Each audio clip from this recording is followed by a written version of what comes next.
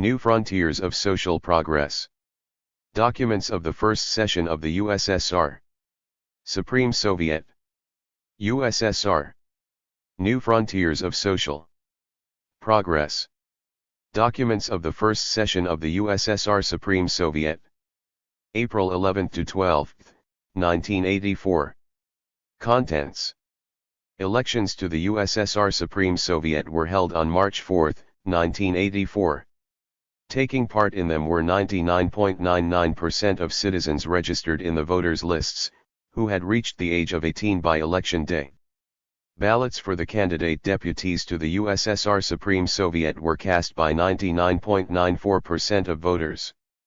Among the elected deputies, workers and collective farmers make up 51.3%, and women, 32.8%, 22% of those elected are under 30 years of age. The USSR Supreme Soviet of the 11th Convocation held its first session in Moscow on April 11 and 12, 1984. At a joint meeting of both chambers, the Soviet of the Union and the Soviet of Nationalities, the deputies to the country's highest body of state authority unanimously elected the General Secretary of the CPSU Central Committee, Deputy K.U. Chernenko, Chairman of the Presidium of the USSR Supreme Soviet.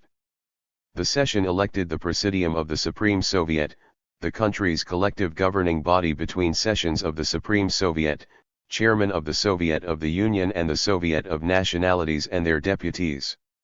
The standing commissions of the Soviet of the Union and of the Soviet of Nationalities were formed.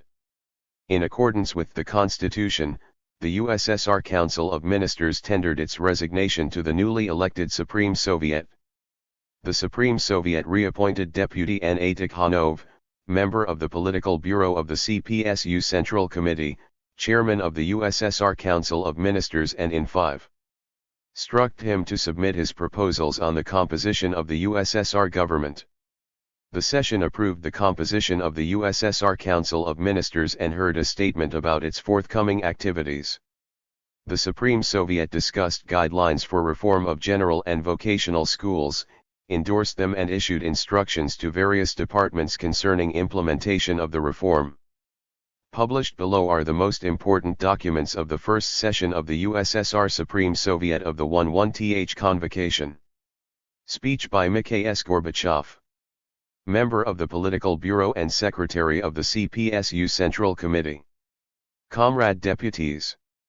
On behalf of the CPSU Central Committee, I submit for your consideration a proposal backed by the party group of the Supreme Soviet and the councils of elders of both chambers, to elect General Secretary of the CPSU Central Committee Konstantin Ustinovich Chernenko, Chairman of the Presidium of the Supreme Soviet of the Union of Soviet Socialist Republics. The plenary meeting of the CPSU Central Committee, which was held yesterday, examined this question. On the basis of the recent experience of party and state construction and proceeding from the supreme interests of the Soviet society and state, the plenary meeting of the Central Committee has unanimously agreed on the necessity for the General Secretary of our party Central Committee, Konstantin Ustinovich Chernenko, simultaneously to hold the post of Chairman of the Presidium of the USSR Supreme Soviet. This decision is inseparably linked with the guiding role of the Communist Party in our society as laid down in the Constitution of the USSR, with the fact that the party has always set and continues to set the main trends in the activity of all elements of the political system, and especially of the Soviet state. Experience gained over many years convincingly proves that the translation of party policy into state activity has been and remains a major condition for successfully resolving social and economic tasks, further improving developed socialism, enhancing the role and prestige of the Soviets. 7. Of people's deputies at all levels, and broadening and deepening socialist democracy. It is of great importance for the foreign policy of the Soviet Union that the General Secretary of the CPSU Central Committee should simultaneously perform the functions of the Chairman of the Presidium of the USSR Supreme Soviet. The fact that our supreme state interests are represented in the international arena by the General Secretary of the CPSU Central Committee convincingly shows that the Soviet Union's foreign policy is inseparable from the course of the Communist Party, the fundamental principles of which were formulated in the peace program worked out by the 25th and 26th CPSU Congresses and by subsequent plenary meetings of the party Central Committee. Communists and all Soviet people know Konstantin Ustinovich Chernenko as a steadfast fighter for communism and peace, a tested leader of the Leninist type who possesses outstanding political and organizational abilities and vast experience. For many years Konstantin Ustinovich Chernenko has been directly involved in shaping and putting into effect the political course of our party.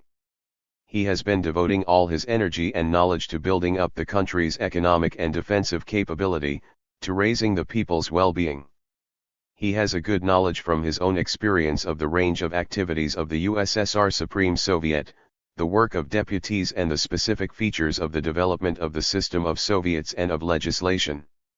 He has made a considerable contribution to elaborating the theory of socialist democracy and to its practical implementation, improving the state apparatus and strengthening the ties of party and local government bodies with the working people. Konstantin Ustinovich Chernenko has headed the Commission for Foreign Affairs of the Soviet of the Union of the USSR Supreme Soviet, and under his leadership that commission energetically translated into life the foreign policy course of our party and state. The great work being done by the CPSU to reduce international tension, rid mankind of the threat of nuclear war and promote world peace is very directly connected with his activity. 8. The speeches by Konstantin Ustinovich Chernenko at the plenary meetings of the CPSU Central Committee held in February and yesterday and his speech at the meeting of voters of the Kuibyshev constituency in Moscow contain an extensive constructive program for our country's social, economic, and political development and for improving the international situation. That program is wholeheartedly supported by the Soviet people and by the peoples of the fraternal socialist countries. It has been well received by the world public.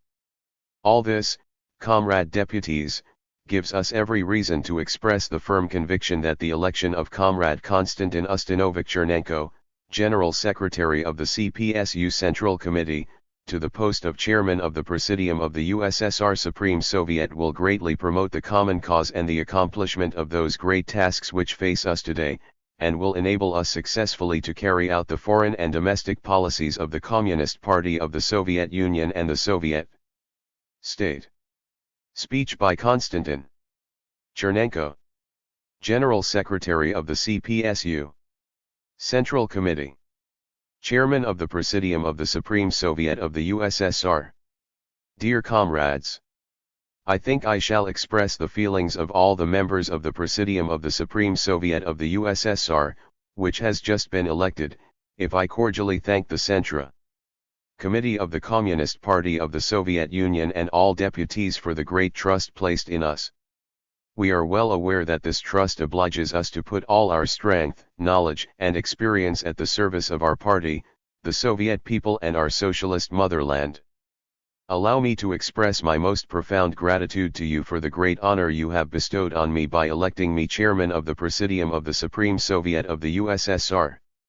I am fully aware of the great responsibility involved in the performance of these duties at this moment.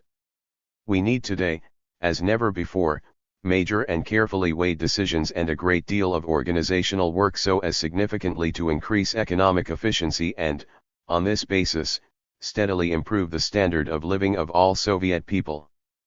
Foreign policy also requires constant activity, resoluteness, and consistency in searching for ways of reaching reasonable agreements. It is aimed at reducing international tension, ensuring security, defending our state interests in the international arena and safeguarding peace in the world. In all our efforts to further improve developed socialism, the Supreme Soviet of the USSR, its Presidium, and standing commissions have a major role to play. They do a great deal of work in the economic, social, and cultural fields, in improving legislation and in foreign policy. 10. I think that special attention in their work should be given to guiding the Soviets at all levels, intensifying supervision of the implementation of the decisions taken and of the functioning of administrative bodies, and to promoting discipline, efficiency, and a sense of responsibility in every sector. There is much room here for every deputy to display greater enthusiasm and initiative. The people's deputies are the embodiment of the experience, wisdom, and creative energy of the people. The pulse of the work of our supreme body of state authority and its effectiveness and efficiency depend on their common and individual contribution. So let us all work together to make that pulse even and regular, ensuring the successful fulfillment of the tasks of our internal development and of the struggle for peace and international security. Of late there has been a considerable increase in the labor and social activity of the masses. This is the direct result of the work we have launched in the field of economy and of ideological and political education. This task of ours should be actively promoted by the more efficient performance of the Soviets in all fields and also by efforts to perfect socialist democracy and the whole political system of our society. As was said at yesterday's plenary meeting of the Central Committee, the Soviets have many unused reserves to improve their work. We must do everything in our power to bring these reserves into play. Special attention should be paid to the role the Soviets can and should play in our economic affairs, especially in improving the system of economic management. It is important that they should be more active in carrying out their supervisory functions and be more exacting of organizations and officials under them. The legislative, executive, and supervisory activity of the Soviets should help organize and boost the energies of the masses.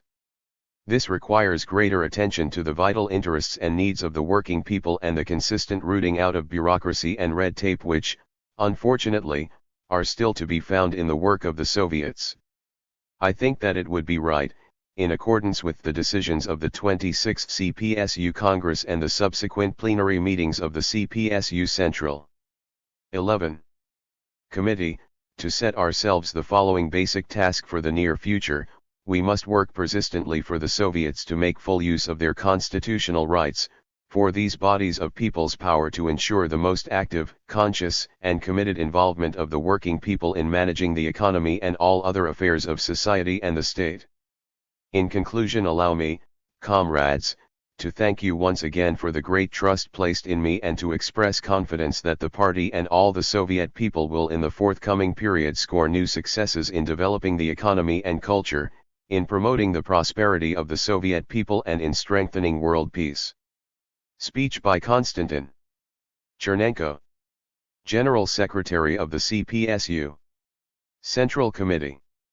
Chairman of the Presidium of the Supreme Soviet of the USSR. Comrade Deputies. We have to decide the question of the appointment of the Chairman of the Council of Ministers of the USSR. Let me, on behalf of the Central Committee of the Party, put forward the proposal, seconded by the Party Group of the Supreme Soviet of the USSR and the Councils of Elders of both chambers, that Nikolai Alexandrovich Tikhonov, member of the Political Bureau of the CPSU Central Committee, be reappointed to the post of Chairman of the Council of Ministers of the USSR. If this proposal is accepted by you, comrade deputies, we could ask Comrade Tikhonov to submit a list of members of the Council of Ministers of the USSR to the Supreme Soviet of the USSR for consideration. Our government, whose composition is to be endorsed by this session, faces great and serious tasks. Our primary concern is to complete successfully the implementation of the 5-year plan. The 11th 5-year plan has now reached an extremely important point in the implementation of large-scale comprehensive programs, vital for the growth of our country's economic strength and defense capability and the raising of the material and cultural standards of the Soviet people. Simultaneously, we should make every effort to draft the new, 12th 5-year plan. The point is that, while consistently and effectively transferring social production to the path of intensive 13. Development, we must give constant attention to further improving planning and management and the whole of our economic machinery. The point is, finally, that we must conduct an active foreign policy aimed at securing favorable conditions for the life and work of the Soviet people and the fraternal socialist nations, at ridding mankind of the threat of thermonuclear catastrophe, and at strengthening peace and international security. Statement by Nikolai Tikhonov, member of the Political Bureau of the CPSU Central Committee, Chairman of the USSR Council of Ministers, on the future work of the USSR Council of Ministers. Dear Comrade Deputies, allow me, on behalf of the government of the USSR, confirmed in office by the Supreme Soviet, to express our sincere gratitude for the trust placed in us. The government, fully aware of its great responsibility to the party and the people, and to the country's highest body of state authority, will do everything possible to discharge effectively the duties vested in it by the Constitution and the law on the Council of Ministers of the USSR. The entire activity of the USSR Council of Ministers will be directed at implementing the Leninist course of the Communist Party of the Soviet Union, the leading force of our society, a force that charts the general perspective of society's development and the state's foreign and domestic policy. The February and April 1, 984 plenary meetings of the CPSU Central Committee have demonstrated the continuity and consistency of the party's policy. This policy fully accords with the people's vital interests and has their unanimous approval and support. The recent elections to the Supreme Soviet and the fact that all the candidates of the bloc of communists and non-party people were elected deputies to the highest body of state authority are a convincing testimony to the unbreakable unity of the party and the people. The first session of the USSR Supreme Soviet of the 11th Convocation is proceeding in an atmosphere of exceptional unity, and great enthusiasm. The 15. Unanimous election of General Secretary of the CPSU Central Committee Konstantin Ustinovich Chernenko as Chairman of the Presidium of the Supreme Soviet of the USSR is a recognition of his outstanding services to the party and the Soviet people, of his tremendous personal contribution to solving the tasks of building communism and to the struggle for peace and social progress. Allow me, on behalf of all the members of the Soviet government, warmly to congratulate Konstantin Ustinovich on his election to this highest state post and to wish him every success in his many-sided work for the good of the Soviet people. Permit me also to congratulate all the members of the Presidium of the Supreme Soviet on their election.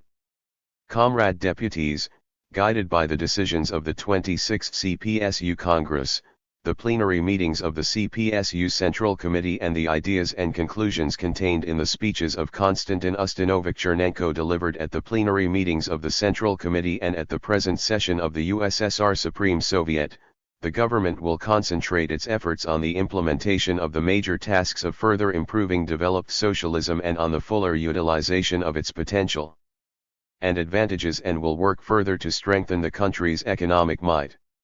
The government will take measures to raise the well-being of the Soviet people, to advance science and culture, further to improve the systems of healthcare and education, and to create increasingly favorable conditions for the all-round and harmonious development of the individual. The work of the government will be aimed at strengthening in every way the Leninist friendship of the peoples, socialism's great gain.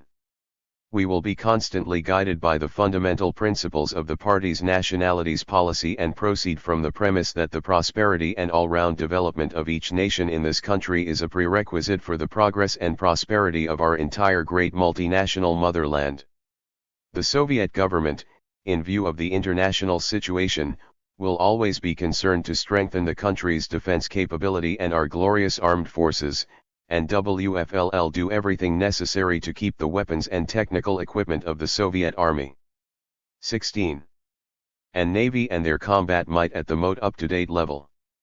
The government's foreign policy activities will be aimed at consolidating peace among peoples, at ridding humanity of the nuclear threat and at providing favorable external conditions for the peaceful construction in which the peoples of the Soviet Union and the fraternal socialist countries are engaged. All the practical work of the Soviet government will be invariably devoted to the attainment of these inspiring goals. One of the main areas of the government's work has been and remains guidance of the national economy, ensuring dynamic economic progress, increasing the contribution of every Union Republic to the development of a single national economic complex, and the radical transfer of social production to intensive development and the efficient use of the entire production and scientific potential created by the heroic labor of many generations of Soviet people. We all note with satisfaction the visible changes that have been brought about thanks to the implementation of the measures formulated by the November 1982 plenary meeting of the CPSU Central Committee. The rates of economic growth have accelerated considerably, production has become more efficient, and discipline has improved.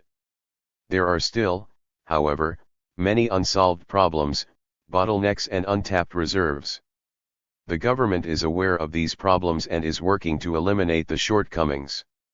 Our immediate top priority task is to consolidate and develop the positive changes and successfully to fulfill this year's plan and that of the 11th five-year period as a whole. All economic bodies, ministries and departments, Republican and local bodies, production associations and enterprises should show a maximum of organization, efficiency and responsibility. We must make every effort to ensure that working time and production capacities are utilized to the full, that material resources are used thriftily, and the quality of output is improved. It is the prime duty of all government and economic bodies, of every work collective to reach plan targets and fulfill commitments made, especially where additional increase in labor productivity and reduction of production costs are concerned. 17. In the context of the planned economy, the accomplishment of the tasks of the current five-year plan is inseparable from concern for the future. The government is currently preparing a draft of the guidelines for the economic and social development of the USSR for 1986 to 1990 and for a longer period up to the year 2000. It will be our job to determine the main contours of the economy with which our country will enter the third millennium. It is still too early to speak about the specific content of the proposals being prepared. But one thing is dear, it will be a matter of raising the country's productive forces to a qualitatively new stage, of working to achieve a cardinal growth in labor productivity and, on this basis, substantially improving the living standards of the Soviet people and ensuring fuller satisfaction of their material and cultural requirements. It is from this standpoint that we are approaching the drafting of the 1-2th five-year plan. It should set the tone for all long-term development, initiate deep qualitative changes in production, and become a turning point in the intensification of production on the basis of a considerable acceleration in scientific and technological progress, renewal of the country's production assets and improvement of the technical level and the quality of the implements of labor. The Party Central Committee and the government have recently adopted a number of important decisions in this sphere, but the bulk of the work still lies ahead. Greater attention will be paid to such important trends in scientific and technological progress as comprehensive mechanization and automation of production, widespread introduction of industrial robots and of flexible automated systems, wide use of electronic technology, and employment of new construction materials. The improvement of the sectoral structure of the national economy will help boost the efficiency of production. This implies ensuring the priority development of the sectors which determine the rates of scientific and technological progress. It is necessary to enhance the role of engineering, which should embody advanced scientific and technological ideas in new generations of machines and equipment. The engineering complex must become the leading element of the economy today, of its dynamic. 18. And effective development, and more actively influence the modernization of the entire national economy. Among the great tasks facing us are the further development and technological upgrading of such basic industries as the metallurgical and chemical industries. Under the energy program, the fuel and energy complex of the country will be further developed and improved. The economizing of raw and other materials, fuel and energy, the wide use of resource-saving and waste-free production processes and the employing of recycled products in production are of paramount importance. A noticeable reduction in the consumption of energy and metal per unit of output must be achieved already during the 1-2th five-year plan period. The Council of Ministers will continue working to improve capital construction. Some positive tendencies have become evident in this sphere. But it is necessary to eradicate completely the dissipation of capital investments, to reduce the duration of project construction time, and to bring the level of uncompleted construction down to norm. An ever greater part of capital investments will be channeled into the re-equipping and modernization of operating enterprises. As always, priority attention will be given to the rational distribution of the productive forces and to the further advancement of the economies of all Union republics. Territorial production complexes will be developed according to plan. The program for the development of the non-Chernozem zone of the Russian Federation will continue to be implemented. Large-scale work will begin to explore the natural resources in the zone of the Baikal-Amur main line. The government is going to take a number of additional steps to improve the work of transport and the system of material and technical supplies and to develop all branches of the production infrastructure. On the quality of their performance largely depends the smooth and, ultimately, efficient functioning of the national economy as a whole. The solution of the large and complex problems of the development of the country's productive forces calls for the further improvement of management. A whole set of interrelated measures that will help to bring the system and methods of economic management into 19. Conformity with the growing requirements of the national economy will have to be drafted and carried out. This is an urgent task because the country must enter its 1-2th 5-year plan period with a well-oiled economic mechanism. Of course, new approaches and solutions must be considered from all angles and carefully tested in practice. A number of economic experiments are now being carried out to this end. The main premise from which the government has proceeded and will continue to proceed is that both fundamental principles of democratic centralism must be developed. The strengthening of centralist guidance will be combined with an increase in the economic independence and initiative of local bodies, production associations, and enterprises and the enhancement of their interest in and responsibility for the end results of their work. A high degree of organization and order and strict discipline are now more important than ever before. The government believes that the central state apparatus must set an example of a business-like and creative style of administration. To take note of what is new, to carry through an undertaking, to fight decisively against red tape, departmentalism, parochialism, and to ensure the unconditional implementation of directives issued by the party and government, this is what is required of government workers today. Comrade deputies, the growth of the socialist economy is ultimately geared to the lofty and noble aim of our Leninist party of improving all aspects of the people's life. The public resources allocated for meeting the diverse and growing requirements of the people increase every year. In the future as well, state funds will be mainly used for securing ever higher living standards and an ever fuller cultural and spiritual life for Soviet citizens. The government will do everything necessary to fulfill the food program and consistently improve the supply of food products to the population. We must continue to increase our efforts to strengthen the material and technical base of agriculture, to raise the production of grain and other food crops, to 20. Boost livestock farming and all the branches of the agro-industrial complex, and to increase the return on money invested in the latter. Much still has to be done to promote the social restructuring of the countryside. These questions must be in the focus of attention of Republican and local authorities and the appropriate ministries and departments. Another task of great importance is the drawing up and successful realization of a comprehensive program to boost consumer goods production and public services. Certain changes have occurred in recent years in the availability of manufactured goods on the market. The material and technical base for the services industry is being strengthened. There are now more opportunities to use leisure time rationally. As the level of culture, income, and welfare of Soviet citizens grows, it becomes a top priority to improve the quality and range of goods and services for the public. This demands greater purposefulness and persistency in the work of economic bodies at both national and local level. The government will constantly focus on the questions of providing people with well-appointed housing, developing municipal services and public utilities, improving public transport and protecting the environment. Measures will be taken further to improve the state healthcare system, strengthen its material and technical base, raise the quality of medical services, and raise the standard of living of war and labor veterans. As before, there will be constant concern for children, for the growing generation. Fresh proof of this is the general education and vocational school reform, the main aim of which is to improve the quality of instruction and the civic education of young people and better to prepare them for life and work. The government will promote the multiplying of cultural values, their broad use for the moral and aesthetic education of the Soviet people, and the development of culture and the arts. All the activities of the government in the social sphere will be aimed at providing all citizens with even broader opportunities to develop their abilities and use them for the benefit of society. This also means that 21.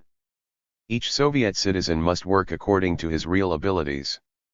We shall continue to strengthen the principle of payment according to the work done and improve the forms of individual and collective remuneration for work.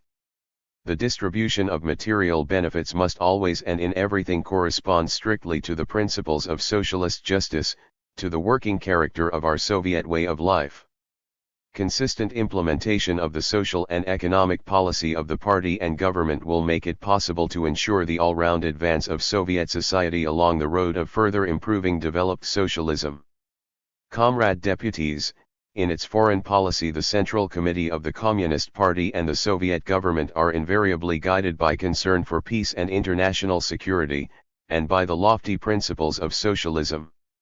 This Leninist policy of peace, the main features of which were determined at the present historical stage by the decisions of the latest congresses of the CPSU, accords with the fundamental interests of the Soviet people, and basically also of other peoples of the world. And we firmly declare, we shall not deviate an inch from that policy, emphasized Konstantin Chernenko. At the end of last year the Supreme Soviet of the USSR, expressing its serious concern over the sharp deterioration in the world's situation for which the aggressive imperialist forces are to blame, instructed the government to continue the policy of ensuring the security of our state and its allies, and to continue taking the necessary steps to bring about a change for the better in the international situation.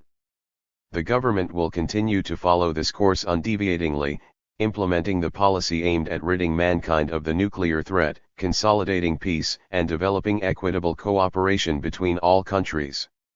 The Soviet government has authorized me to confirm from this high rostrum that the USSR has no designs upon the security of any state and that it wants to live in peace with all countries. The measures we are taking to build up our defenses are a natural response to the reckless attempts of the militaristic circles of the US and other NATO countries to upset the military strategic balance. We declare that it will be preserved whatever 22. The circumstances. Our own security and that of our friends and allies will remain reliably guaranteed. While showing due concern for the strengthening of our defense capability, the government will at the same time do all it can to maintain the military strategic balance in the world at the lowest possible level. We are ready to negotiate radical measures on limiting and reducing armaments on the fair basis of the principle of equality and equal security.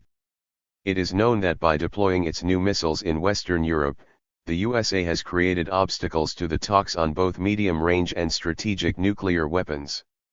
If the American side removes the obstacles it has put up here and restores the former situation, this will open up an opportunity for the talks to be resumed and for a mutually acceptable agreement on these questions to be sought. On the instructions of the Supreme Soviet of the USSR, the government will look for ways of realizing the idea of a freeze on nuclear weapons on the basis of the specific and realistic proposals previously brought to the attention of the governments of all nuclear powers.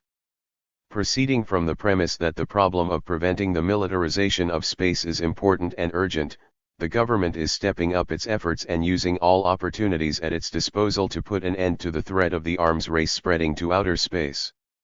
Our proposals aimed at halting the arms race, improving the international situation, and easing tension, are known to the Western countries.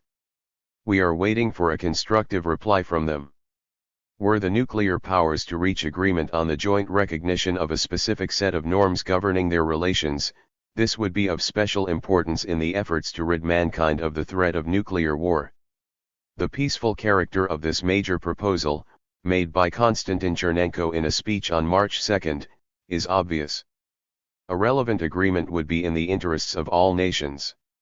It goes without saying that the government will continue to pay great and unflagging attention to the further development of all-round friendly ties with the socialist countries, and will strengthen relations of fraternal cooperation with the states of the socialist community. These relations, which occupy a special place in 23. The policy of the Communist Party and the Soviet state, are based on community of goals and identity of views with full respect for the sovereignty, interests, and special features of every country. We shall safeguard and strengthen the unity and cohesion of the socialist community as a great common asset of our peoples. We shall do all we can to consolidate its positions as a bulwark of peace and social progress. This task will remain high on the list of priorities of the government's foreign policy. Our attention will be centered on questions of strengthening the political and defensive alliance of the members of the Warsaw Treaty member states and on the tasks of further promoting economic cooperation between the members of the Council for Mutual Economic Assistance. The forthcoming Economic Summit Conference of the CMEA countries will serve to enhance the effectiveness of cooperation among the fraternal countries. There is every reason to hope that it will open up ever broader prospects and opportunities before the countries of the community.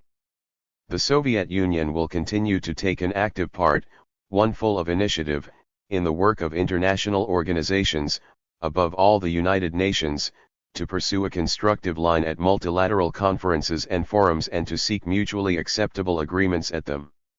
It must be emphasized that, as always, we shall attentively heed the opinion of the non-aligned movement, which is an influential peace-loving force in international politics. The countries of all continents will be able in the future, to count on the Soviet Union's readiness to develop and expand many-sided cooperation with them. Special attention will naturally be paid to those countries with whom the Soviet Union has traditionally maintained friendly and mutually beneficial ties. The development of relations with our neighbors will always be in the focus of our attention. We want to have truly good relations with all of them. We confirm the Soviet Union's invariable policy of businesslike, mutually advantageous cooperation with capitalist countries, naturally on the basis of equality, non-interference in internal affairs, and without any discrimination. 24. We are ready to work with all those who sincerely want to avert the nuclear threat and the threat of war in general, with all those who want to strengthen peace on earth, and who understand that cooperation is vital for peace and progress. Comrade Deputies. The election campaign, its results, and the mandates of voters showed that the policy of the Communist Party and the Soviet state met with the full approval of the people, who also expressed their will to strengthen the might of our homeland and to step up efforts in the struggle for peace and international cooperation. Let me assure you that the government confirmed in office will use all its power, knowledge, and experience to fulfill the will of the nation. Guidelines for reform of general and vocational schools. Speech by Gaidar Aliyev, member of the Political Bureau of the CPSU. Central Committee, First Deputy Chairman of the USSR Council of Ministers. Dear Comrade Deputies, the first session of the new Supreme Soviet of the USSR is taking place under the decisive influence of the April plenary meeting of the CPSU Central Committee and the resolutions it adopted on major problems of party life and the affairs of state. The speech made at the meeting by General Secretary of the CPSU Central Committee Konstantin Chernenko is in the focus of attention in this country and the world over. In that speech, Comrade Chernenko formulated the tasks of improving the work of the highest body of state authority of the USSR and the system of Soviets as a whole at the present stage, made a profound political assessment of the school reform and ways of implementing it, and outlined the main trends in the party's future activities. The communists and all working people in this country regard Comrade Chernenko's speech as a political document of immense significance and convincing proof of the party's constant concern about the well-being and peaceful life of the people and the prosperity of the socialist motherland. Soviet people enthusiastically support this session's decision to elect General Secretary of the CPSU Central Committee Konstantin Chernenko chairman of the Presidium of the USSR Supreme Soviet. This major decision of national importance and the people's response to it testify to the unbounded trust the people have in their Leninist party and to the unity of their common will and way of thinking. It is an expression of recognition of Comrade Chernenko's qualities as an outstanding statesman and person, his political wisdom. 26. An organizational talent, wholly devoted to the great cause of building communism. Dear Konstantin Ustanovich, allow me to congratulate you on your being elected head of the Soviet state and wish you good health and great success in your wide-ranging activities for the good of the people, for peace and social progress. Comrades, the April plenary meeting has considered the results of the discussion of the proposed reform of general and vocational schools and adopted a resolution on it. In line with the resolutions of the 26th Party Congress and the June 1, 983 and February 1, 984 plenary meetings of the CPSU Central Committee, the party drew up a strategic program for improving the education and upbringing of the younger generation in developed socialist society. This program is necessitated by the vital interests of every person and every Soviet family, and also by the needs of the country's social, economic, and cultural progress. We are fully confident that the implementation of the school reform, whose draft has been revised with account taken of the results of its nationwide discussion and submitted for your consideration, will help us greatly in tackling our key problems and accelerating the historic advance of Soviet society towards communism. Comrades, the further improvement of mature socialism, which is now the main content of the work of the party and the people, is seen in the deep changes of all aspects of social life. The constructive work of the Soviet people, directed by the party, determines the cardinal changes in the productive forces and corresponding changes in production relations and in the social, political, cultural, and ideological spheres of the life of society. In turn, all this greatly influences the work and everyday life of the masses and imposes new requirements on general education and vocational training of each worker, on his moral qualities and the development of his creative abilities. In other words, comrades, the further improvement of mature socialism is inseparably linked with the further development of Soviet people, not only as the principal point 27 productive force but also as active citizens, people who are spiritually rich and have high moral principles. Today the efforts of the whole system of education are concentrated on this, and herein lies the main aspect of the work to mold a new, socialist type of individual. As is known, this work begins in childhood, in the family and at school. That is why the June 1, 983 plenary meeting of the CPSU Central Committee, considering the questions of improving ideological work, advanced a reform of the general and vocational school as a priority task. Its fundamental aim is to radically improve the whole process of education and upbringing and prepare the younger generation for independent life and work. This must be serious and solid preparation, of the kind which would enable young men and women to assimilate the experience of the older generations and enrich it with their own accomplishments, as Comrade Chernenko has put it. In working out the guidelines for the reform, the CPSU drew on the rich experience and achievements of the Soviet public education system. Our system of public education of all people has played an invaluable role in the rapid ascent to the pinnacles of world culture and in the fast economic and social progress of the world's first socialist state. It has helped the working people receive wide access to knowledge and to the most advanced achievements of human genius, opening up inexhaustible springs of people's talents which have brought glory to the Soviet motherland through the brilliant achievements in science and technology, in literature and art. We have every right to say, comrades, that no other social system could have done or can do what socialism has done for the education and intellectual and cultural development of the masses, for the flourishing of the talents and creative abilities of the working people. Indeed, only half a century ago the topical slogans of the day were those of combating illiteracy and doing away with spiritual and intellectual enslavement. Today, we have compulsory universal secondary education. Over 60% of all working people in the USSR have a higher or complete secondary education. A worker with such a level of education is the key figure in the national economy. This is not simply a new step in the development of Soviet society.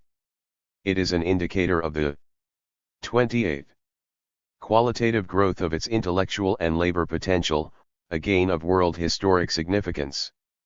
Today, too, the Soviet school system successfully fulfills its noble functions, though there are certain shortcomings in its work. But our party has always been distinguished by its ability to plan the future scientifically, to foresee the requirements of tomorrow, and to carefully prepare for it. /A/E can see that the swift passage of time, the growing social requirements, and the great goals which the country must attain pose ever more complex tasks before the public education system.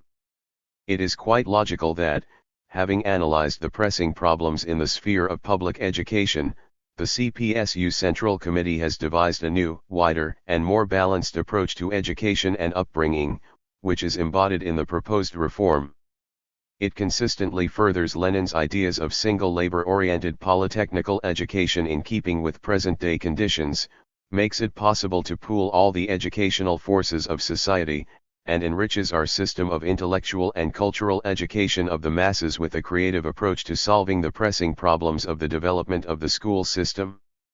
Its large-scale, comprehensive character, and its being oriented towards bringing the school system closer to social reality, all these features of the reform should eventually result in a dramatic improvement of the quality of the many-year-long and many-sided work which shapes the social makeup of our young people. Comrades, the point is to enable the Soviet school system to raise and teach the younger generations and to mold their character with greater account taken of the conditions in which they will have to live and work in 15 to 20 years and later in the next, 21st century. This will make a major contribution to the attainment of the highest program aim of the CPSU, molding a harmoniously developed individual. This will even more reliably ensure the confident development of the socialist motherland and the destinies of the great cause of communist construction. The development of a scientific, Marxist-Leninist world outlook in young men and women must be the top priority in all this work. The school system is called upon to foster profound communist conviction in its students, to educate them in the spirit of International 29ism and fraternal friendship of the peoples, and to bring them up as patriots of our multinational motherland who are always ready to defend it. The young people, who have finished secondary educational establishments, must be well aware of the specific features of the present stage of social development, be class conscious and able to uphold our ideals and give a firm rebuff to hostile ideology. The reform creates the necessary conditions for raising the work of communist education of the younger generations to a level corresponding to the high requirements posed by life itself, and for training active and courageous individuals devoted heart and soul to the party and the people. The essence of the reform can be expressed in Lenin's words: "We could not believe in teaching, training, and education if they were restricted only to the schoolroom and divorced from the ferment of life." The reform we are now discussing further develops, in accordance with the specific features of mature socialism and the tasks of its perfection, Lenin's principle of the Soviet school system, that of combining schooling with useful work. The proposed reform will help to establish better links between education and upbringing at school and production, and to make labor training a regular, basic component of school instruction, not a secondary, sporadic one. This, comrades, will be of tremendous importance for the whole process of bringing up young people to be public-spirited citizens. Indeed, fostering industriousness means fostering the main feature of personality and laying the foundation on which the life of the community and the life of an individual are built.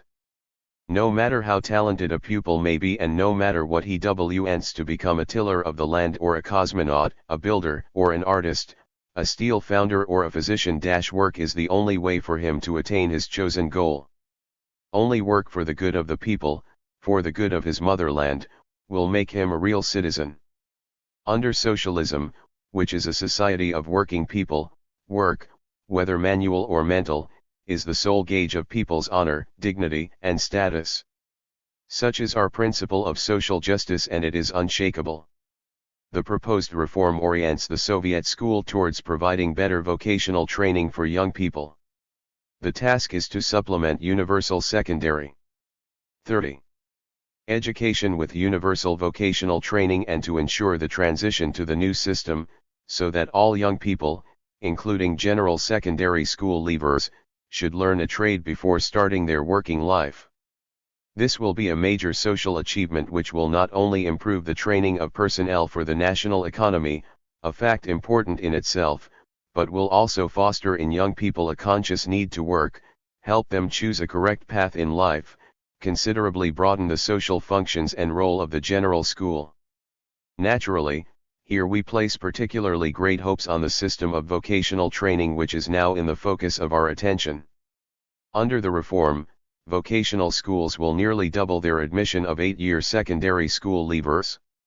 Training of workers in new trades brought forth by scientific and technological progress will be greatly extended. A single type of secondary school will be established: vocational secondary school.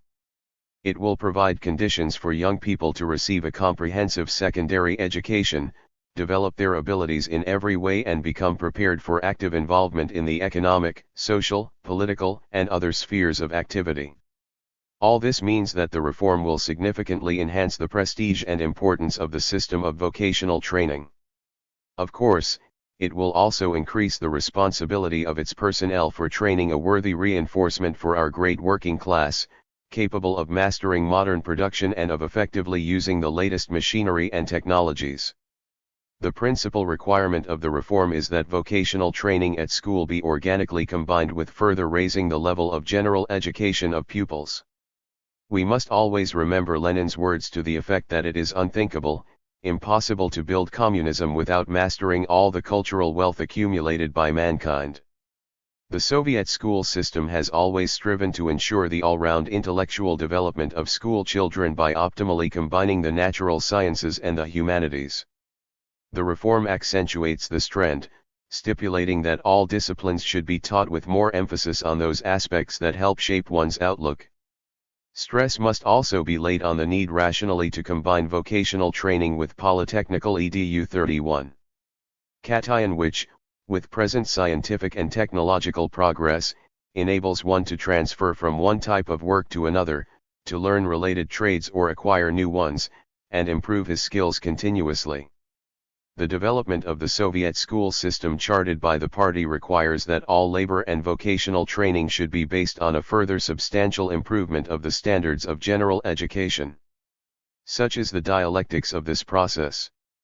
The learning of a particular trade should enable a pupil to widen the range of his choice of the type of work he would do, and a more profound study of any one subject calls for the mastering of all subjects. Only such a concept of the reform and only such a comprehensive approach to its implementation can help our school to fulfill its noble mission and become, as Lenin put it, a means of developing the human personality. The party has drafted the reform of the school system on the basis of these humanistic principles, and it will follow these principles in implementing the reform. Comrades, for 3 months there has been a truly nationwide discussion of pedagogical questions. The draft reform was discussed by work collectives of factories and offices, general and vocational schools, higher educational establishments and research institutions, by party, trade union, and Komsomol organizations, and in ministries and departments. 1,300,000 meetings were held at which 7 million people took the floor. There was a constant stream of letters from Soviet citizens to the Commission of the Political Bureau of the CPSU Central Committee, to party committees, to the Soviets, to newspapers and magazines, radio and television. In all, about 120 million people took part in the discussion of the draft reform. Allow me, comrade deputies, on behalf of the CPSU Central Committee, the USSR Supreme Soviet and the Soviet government, to express deep gratitude to all the citizens and all the work collectives and organizations that took part in the discussion. Its main political result is that Soviet citizens have unanimously approved the aims and basic principles of the reform. The active participation of the broad masses in the work on the draft has shown once again the inviolable unity of the party and the people. The Discus 32. Zion has convincingly demonstrated the topicality of the conclusions of the June 1983 plenary meeting of the CPSU Central Committee and the ability of the party to identify problems of social development in good time and to find correct solutions to them. The scale and business-like character of the discussion and the depth and soundness of the working people's proposals, opinions, and assessments were a striking expression of the genuinely democratic character of the socialist system and proof of Soviet people's high political awareness and their practical involvement in running the state and society. Collective wisdom has greatly enriched the draft of the reform. The Commission of the Political Bureau of the CPSU Central Committee, chaired by Comrade Chernenko, after analyzing the proposals and remarks made by working people, introduced about 100 additional suggestions, clarifications, and amendments into the final document. Many proposals are being taken into account in elaborating decisions on implementation of the reform and are also being forwarded to ministries and departments to be used in practical work and for further study. A considerable part of the proposals concerning teaching methods will be included in the instructions of the USSR Ministry of Education and the USSR State Committee for Vocational Training and used in the work of public education bodies. Permit me to dwell on some of the proposals received. Perhaps the liveliest discussion was about the structure of the general school and especially about the question of extending the period of study from 10 to 11 years, with children starting to attend school at the age of 6. The experiments carried out in many regions of the country and the results of scientific research have convinced us of the expediency of this measure. Already today more than 1 million 6-year-olds attend school. But it goes without saying that this is no easy matter, and the transition to the new system must be accomplished gradually, after the most thorough preparation, without haste and administrative pressure. Obviously, in schools where all the necessary conditions have been created for 6-year-olds to study, rest and play, it will be possible to begin to admit them already in 1986. But where such conditions are still 21963. 33. Lacking, every effort must be made to create them, and for the time being, taking into consideration the wishes expressed in the course of the discussion, to teach children in kindergartens using, if necessary, the assistance of school teachers. Some comrades expressed the idea that the existing 10-year school should be preserved. This is quite understandable, we are used to it, and it is always hard to part with something one is used to.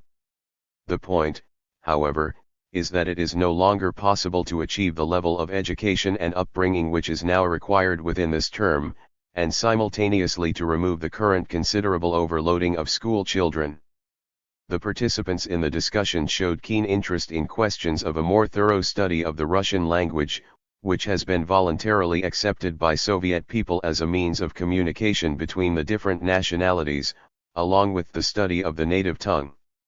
The Russian language, a language of friendship and brotherhood, has become an integral part of the life of millions upon millions of our compatriots of all nationalities, has given them access to the treasures of world civilization and is now a factor of exceptional social, political and cultural significance. The reform is a vivid reflection of this historical reality and, supported unanimously by the close-knit family of Soviet peoples, is called upon to ensure that every secondary school graduate has a good command of Russian. This in no way belittles other languages spoken in the country, but, on the contrary, promotes their enrichment and further development. The reform shows the most careful regard for the specific requirements of each nation and nationality of our country in the field of education and culture. In view of the numerous wishes of the working people, it has been deemed expedient to formulate an additional clause on the prospects for developing and improving evening schools, which remain an important link in the system of education. The proposal that there be a comprehensive approach to the upbringing of pupils has been also accepted. The teaching from the first grade of subjects relating to aesthetics by qualified teachers is to be introduced, for which purpose more teachers in this field will be trained at higher educational establishments. Measures aimed at raising 34. The pupil's sense of responsibility for how well they study will make an important contribution to the reform. In particular, it has been suggested that school children should be given marks for diligence in study and work. A special course teaching youngsters the fundamentals of industrial production and the beginnings of workers' trades is to be included in the curriculum for the senior grades. The Commission of the Political Bureau, however, has not found it possible to accept some of the suggestions made during the debate. This refers, in particular, to the proposal for introducing competitive examinations for pupils to be admitted to the 10th form of the 11-year school. It seems that the guiding principle here should be that all 9th form graduates should have equal opportunities to receive a complete secondary education.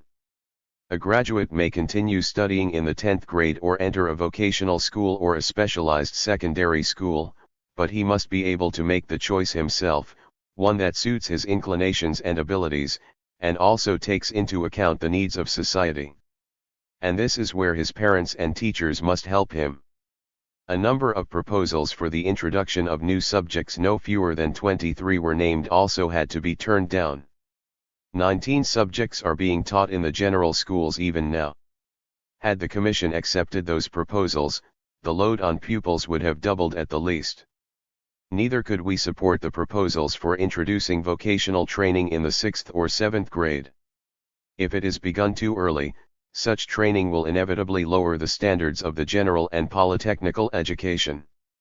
Naturally, it is impossible to touch upon all the proposals sent in during the nationwide discussion. The most important thing, comrades, is not to overlook a single important idea in our practical work to improve the school system. To take into consideration the opinion of the people and folk wisdom is a Leninist tradition of our party. And we have followed it unswervingly.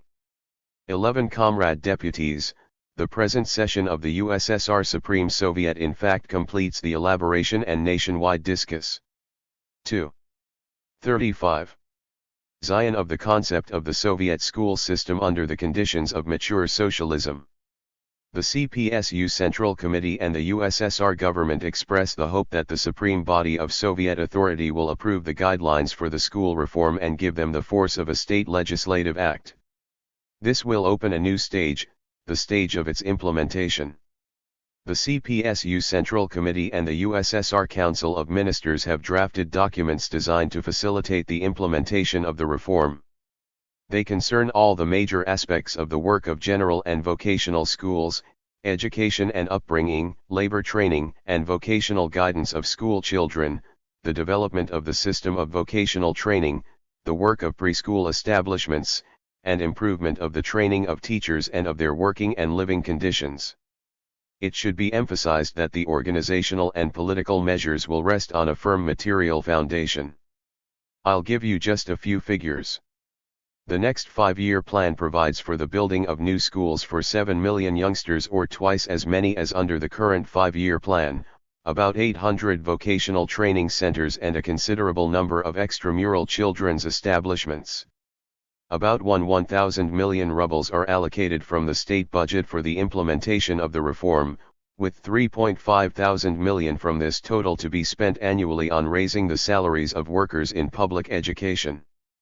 Frankly speaking, to find such sums in the present complicated situation is not an easy matter. But the Central Committee and the government did not hesitate in taking this step.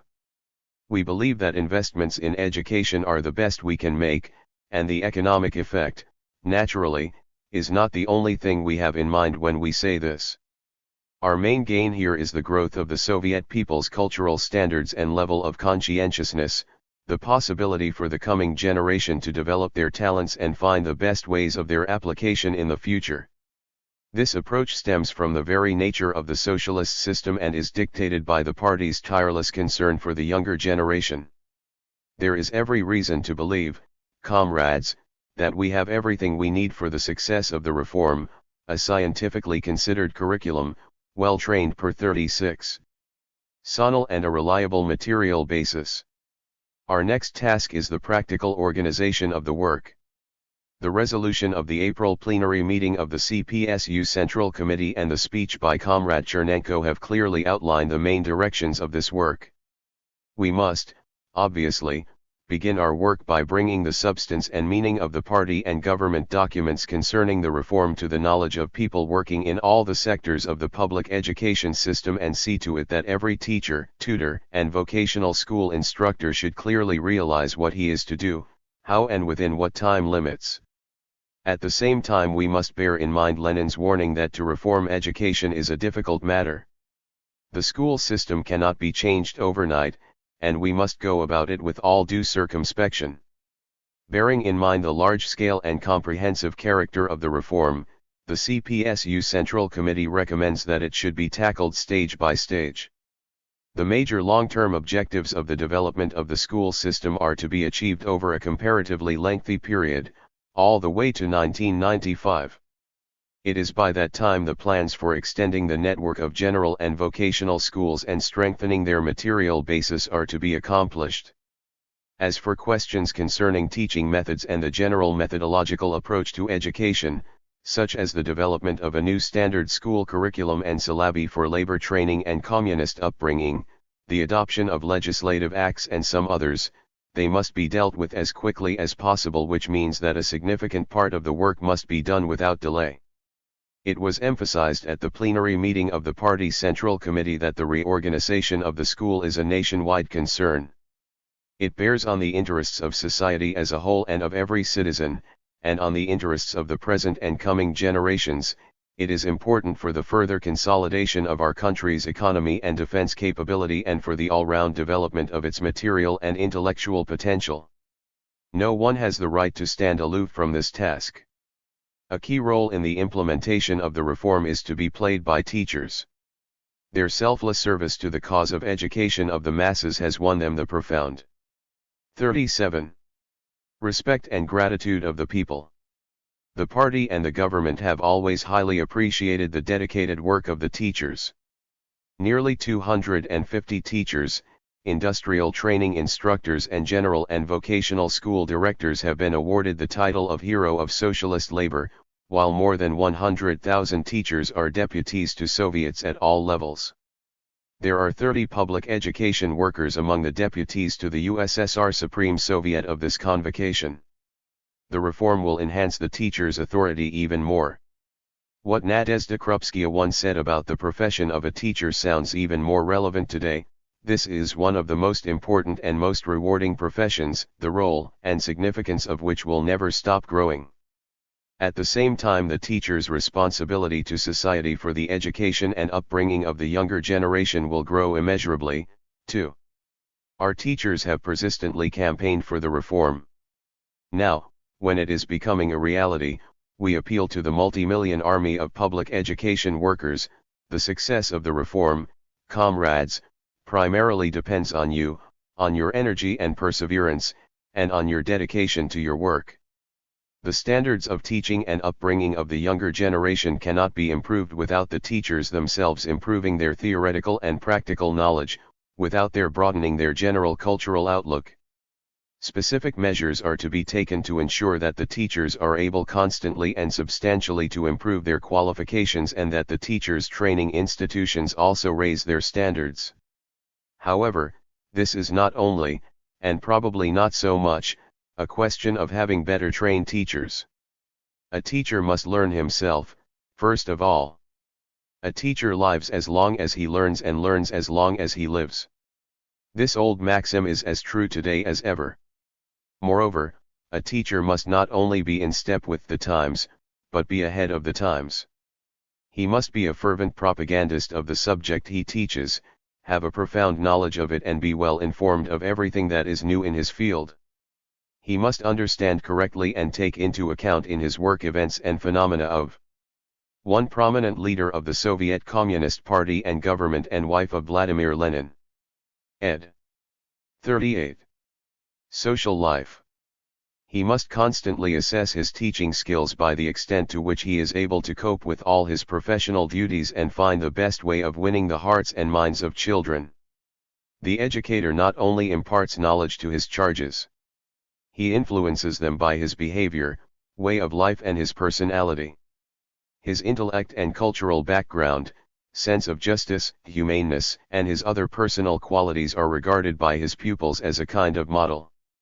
That is why a teacher, whatever his subject, must foster in the younger generation standards of socialist morality and be an example for them to follow. The collective in which a teacher works is of exceptional importance in molding a teacher's character. A good teacher's collective is a body of people united by the noble goal of sowing in young people's minds, as the poet said, that which is wise, good and eternal.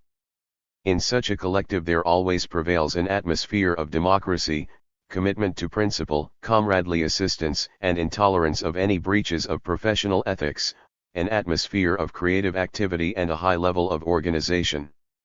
If a good moral and psychological climate prevails in a collective, pupils will not fail to perform well. It would be only right for the party organizations at general and vocational schools and for every one of the 800,000 communists working there to show constant concern for the teachers' collectives. While setting important tasks before the teachers, the party and the government seek to enhance the social prestige of workers in public education and improve their working conditions and standards of living. Here we are guided by Lenin's behest about the need persistently to work for raising the cultural and general educational level of teachers and for improving their living standards. Comrade deputies, you know that in line with the decision of the CPSU Central Committee and the USSR Council of Ministers, a phased raising of salaries for workers in public education will start on September 1 this year.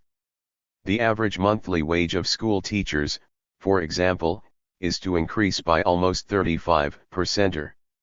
The forms of moral encouragement of teachers will also be improved.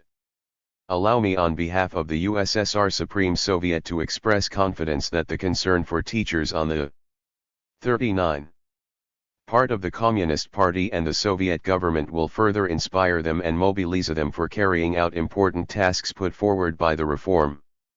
The large-scale program for improving the Soviet school system must be backed up with similarly large-scale measures to improve the administration of the entire system of education. A special responsibility lies here with the USSR Ministry of Education, the USSR State Committee for Vocational Training and their local bodies. It should be noted that during the discussion of the proposed school reform, these bodies came under strong and justified criticism. They often lack coordination, energy, and self-criticism, fail to keep pace with the new trends, and sometimes shun serious analysis of shortcomings in the work of general and vocational schools. They lack initiative and perseverance. The implementation of the reform brings into focus the need to introduce radical changes in the style and methods of administering schools. To improve coordination of efforts of the various sectors of the educational system, it has been decided to set up interdepartmental commissions everywhere, from the USSR Council of Ministers to the executive committees of the district Soviets of People's Deputies. All public education bodies, especially the district and city departments of education, should be made more efficient by staffing them with energetic and competent people. Other effective measures also must be taken to eliminate present shortcomings, improve inspection and other forms of control over the work of the teachers' collectives, and raise the standards of administrative work. The main thing is not to tolerate a situation where there is much talk about new tasks, while things are being done in the old way. Virtually all those who took part in the discussion criticized the practice of evaluating the work of teachers' collectives mainly by formal indicators. The USSR Ministry of Education must work out in the shortest possible time clear and precise criteria that would help to assess in an objective and comprehensive manner the work of schools and teachers and its results, and to do away with the so-called percentage mania with all its negative implications. Good school textbooks are an indispensable requisite for upgrading the entire academic process. They 40 must be based on the principle of continuity, and yet be constantly updated and improved in line with scientific advances and the requirements of life. A good proportion of the textbooks now in use do meet these requirements. But quite a few are overloaded with material of secondary importance and written in so involved and complicated a manner as to puzzle even a professor sometimes. The restructuring of the school system makes it imperative to introduce new curricula and syllabi, which, in turn, requires a substantial improvement of textbooks now in use in all subjects and the issuing of new ones. This important and difficult work is to be a top priority for the USSR Ministry of Education. The best minds must be drawn into this work. It may be advisable to make more use of social assignment, to have several groups of authors prepare one particular textbook so that there will be a real competition of manuscripts before one is accepted, and to consider providing additional incentives to authors. The reform sets important tasks before the Academy of Educational Sciences, the Academy of Sciences of the USSR and the whole of the Soviet scientific community. There have to be more fundamental works dealing with questions of education and upbringing, a thorough analysis of the complex processes going on in modern schools, and good practical recommendations. Science must respond promptly to all progressive developments, systematically sum up advanced experience and work persistently for its practical application. Along with that, radical steps should be taken to do away with dogmatism, repetition of what has long been common knowledge, as well as with the prescribing of rigid rules binding the teacher's initiative. The Soviets of People's Deputies are to play an especially important part in the implementation of the uniform national educational policy. For it is their concern, above all, to improve the work of public education bodies, to see that educational institutions have more competent staffs and take care of the teachers' working and living conditions. The rural schools need their everyday attention most. The Soviets must adopt a new approach also to creating the necessary conditions for the labor training of school children. Much will depend here on the ability. 41. To make good use of the vast potentialities of plants and factories, collective and state farms. You know that every school and every inter-school training and production establishment will now be attached to a certain plant or factory. This will add a new quality to the union of the educational system and production. The aim is not only to bring schools closer to industry but to make workers in production take a direct part in the educational process. Factories and farms will no longer be just good patrons but together with the teachers be active and responsible organizers of the labor and vocational training of young people. Of course, the schools should not look upon the enterprises and work collectives from a consumer point of view, so to speak, from the point of view of how much material and technical assistance they can get from their patrons. A work collective is above all a real school of life which exerts an unparalleled social, political and ideological influence on the younger generation. Here young people learn what is true collectivism, organization, discipline, and a conscientious and honest attitude to work. Party and trade union organizations, as well as managers of enterprises, must have a clear understanding of this and do their utmost to promote school production cooperation. When the party points out that the transformation of the Soviet school is a matter of importance to the whole people and state, what is meant is more than scale and importance of the work to be done. What is meant is that not a single element in the structure of our state and society can keep aloof from the reform or fence itself off from it with a departmental barrier. I would like to emphasize this, every ministry and department must regard the many-sided assistance to schools as an inalienable part of their everyday work and clearly see their own tasks in carrying out the reform. This applies also to the ministries in charge of factories which provide educational institutions with furniture and various equipment and technical facilities, including computers. It applies also to those ministries that are in charge of labor and production training. It applies, furthermore, to those ministries which deal directly with the education and upbringing of the growing generation. Construction workers will have much work to do. The reform envisages the building of new general and 42. Vocational schools, preschool and extramural establishments and teachers' training colleges, as well as housing for teachers. The importance of thrifty use of the funds allocated is obvious. Regrettably, year after year, capital investments in building educational facilities have not been used effectively enough in a number of republics and regions. The quality of design and construction work leaves much to be desired and architecture is unimpressive. This state of affairs must be changed and changed radically. The reform, which deals with the key issues of the education and upbringing of the growing generation, is naturally a matter of major importance for the Leninist Young Communist League. Over 70% of Komsomol members join the Komsomol at school. 1 in every 5 teachers is a Komsomol member. The party has entrusted the Komsomol with the task of leading the young pioneers. In other words, the Komsomol is a major force in our schools. But so far this force has not always used its potential as it could and should. To facilitate the implementation of the reform, effective measures must be taken to improve the forms and methods of Komsomol activity at school. This makes it imperative to enhance the authority of Komsomol organizations and promote pupil self-administration, and requires that the classroom, the general school and the vocational school should become the center of Komsomol activities. The key to successful work among children lies in its rich content, vivid form, and romantic appeal and, very importantly, in an ability to inspire children by an idea, a deed, an example. Of course, Komsomol activities at general and vocational schools cannot be confined only to work among pupils. There are quite a few other major issues.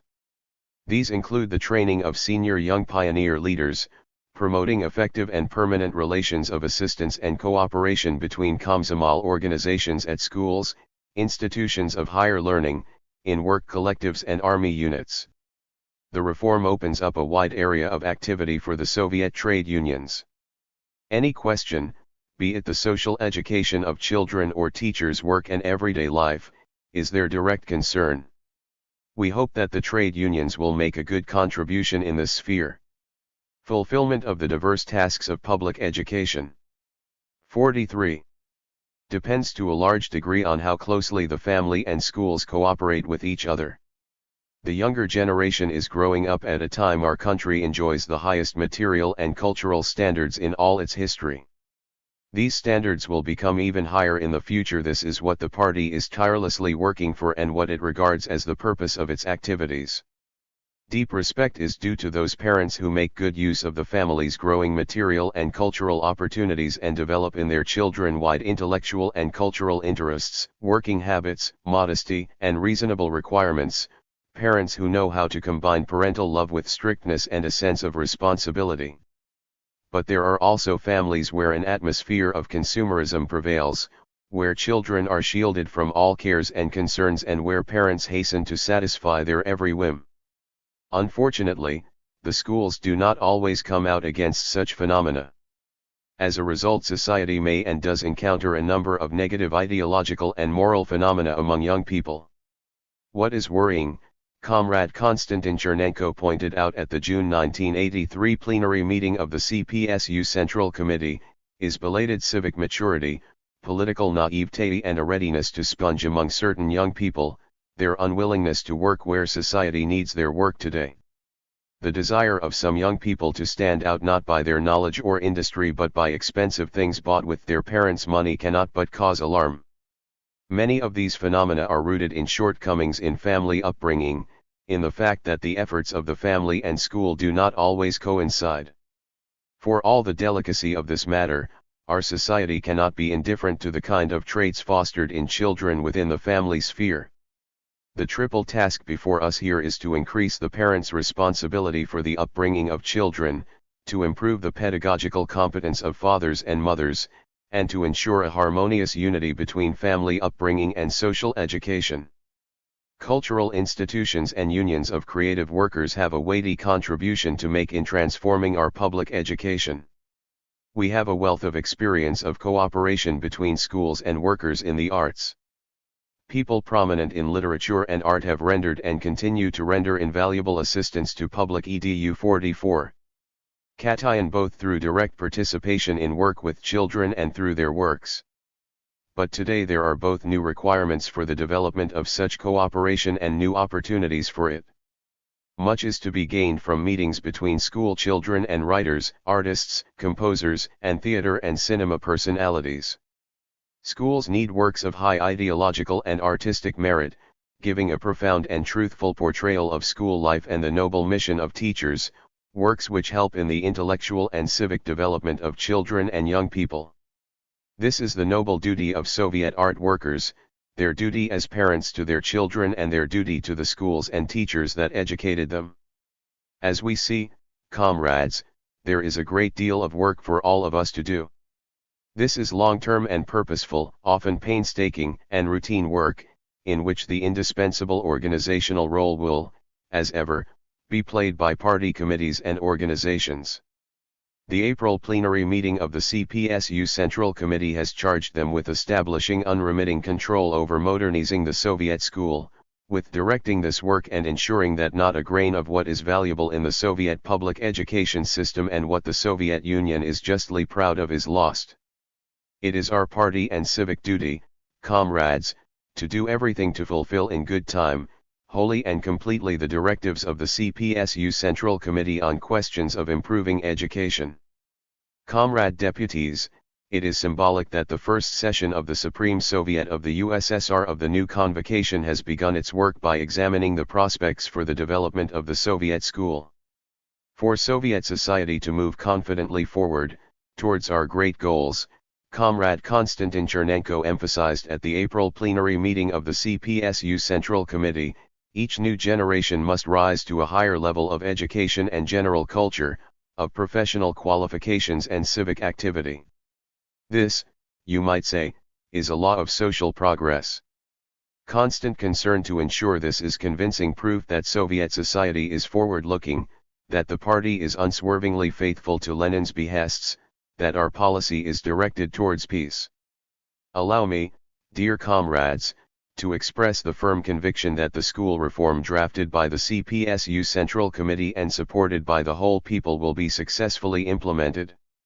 Resolution of the USSR Supreme Soviet on Guidelines for Reform of General and Vocational Schools. Having heard and discussed a report by Deputy G. A. Aliyev, member of the Political Bureau of the CPSU Central Committee, First Deputy Chairman of the Council of Ministers of the USSR, the Supreme Soviet of the Union of Soviet Socialist Republics notes that the guidelines for reform of general and vocational schools, drawn up by the Centra Committee of the Communist Party of the Soviet Union and submitted for the current session's consideration, are of the utmost significance for the economic, social, political, and cultural progress of Soviet society.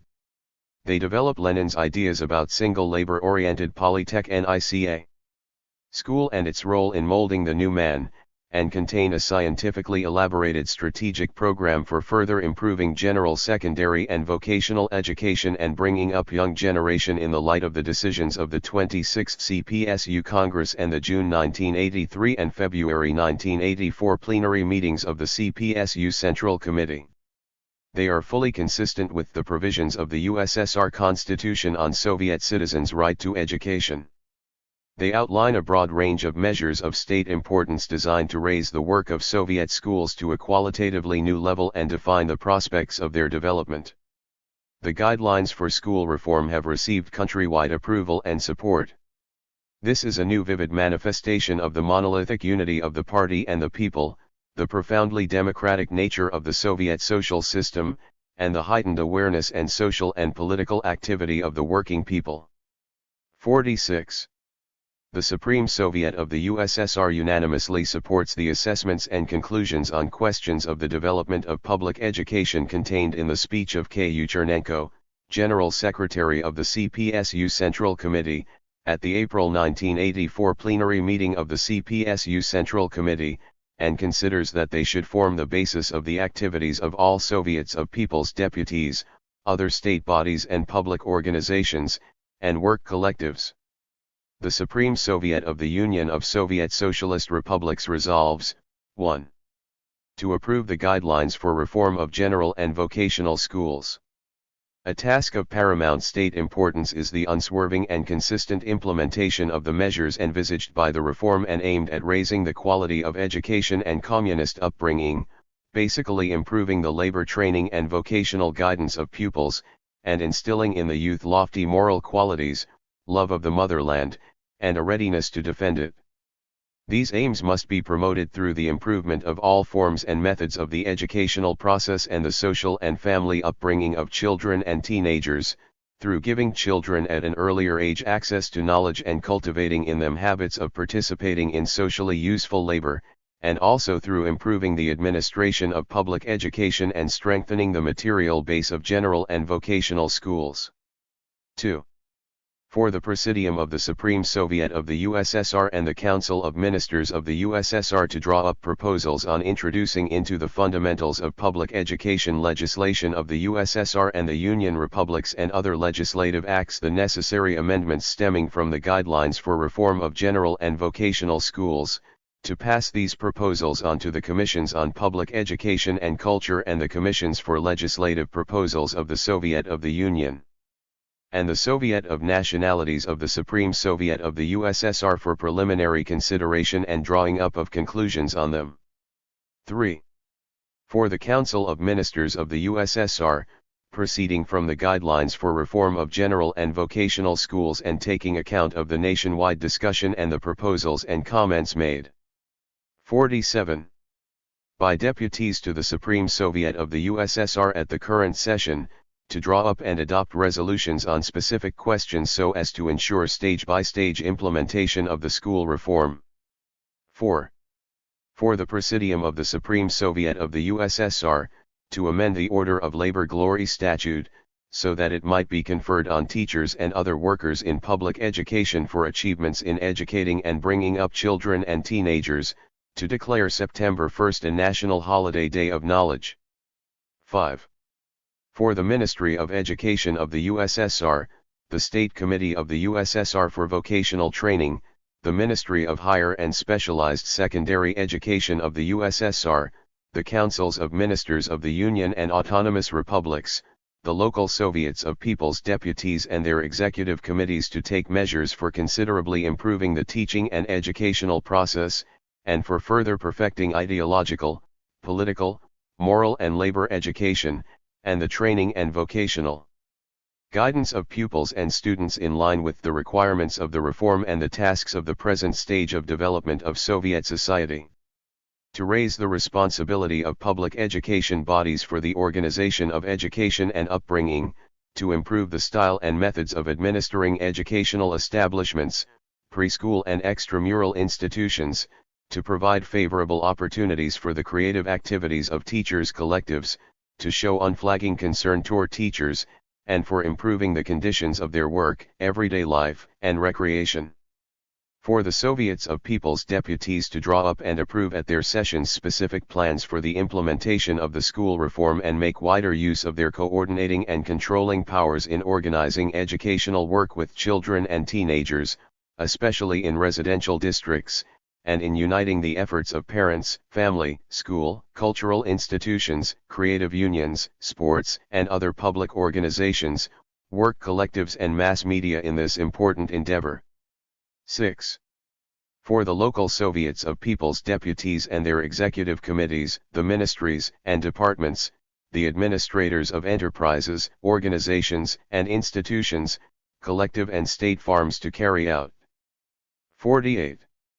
Specific measures for the organization of labor training, education, socially useful productive work, and vocational guidance of school children. To ensure labor safety at each pupil's workplace. 7. For the Soviets of People's Deputies, their executive and administrative bodies, the ministries and departments, and the administrators of other state and public bodies to examine citizens' proposals and comments pertaining to the work of the schools and public education bodies received in connection with the nationwide discussion of the CPSU Central Committee draft guidelines for reform of general and vocational schools and take the necessary measures for their implementation. Chairman of the Presidium of the Supreme Soviet of the USSR. K. Chernenko. Secretary of the Presidium of the Supreme Soviet of the USSR. T. Menteshishvili. Moscow, the Kremlin, April 12, 1984. Guidelines for Reform of General and Vocational Schools. Approved by the plenary meeting of the CPSU Central Committee on April 10 and by the USSR Supreme Soviet on April 1, 2. The policy of the party for improving the society of developed socialism in a planned, systematic and comprehensive way, for further unfolding its humanistic nature, for stimulating the creative activity of people sets important tasks before Soviet schools. Deep-going changes in all spheres of life, material production, social relations, and culture are the hallmark of our time. Scientific and technological progress is gaining momentum and the transition to intensive economic development is being carried out. Large-scale socio-economic programs are being implemented, important questions of the development of socialist democracy and furtherance of the Soviet way of life, and of the shaping of a new man are being successfully resolved. The stupendous tasks of the end of this century and the beginning of the next will be tackled by those who are just starting school. It is they who will carry on the cause of the Great October Revolution, they who will shoulder the responsibility for the historical destinies of the country, for the all-round progress of society, for its successful advance on the road to communism. The task of the party is, said General Secretary of the CPSU Central Committee Konstantin Chernenko, to train young people, who will be able both to assimilate the experience of the older generations and enrich it with their own accomplishments. The purpose of the school reform, which is being carried out in accordance with the directive laid down by the CPSU Central Committee at its plenary meeting. 50.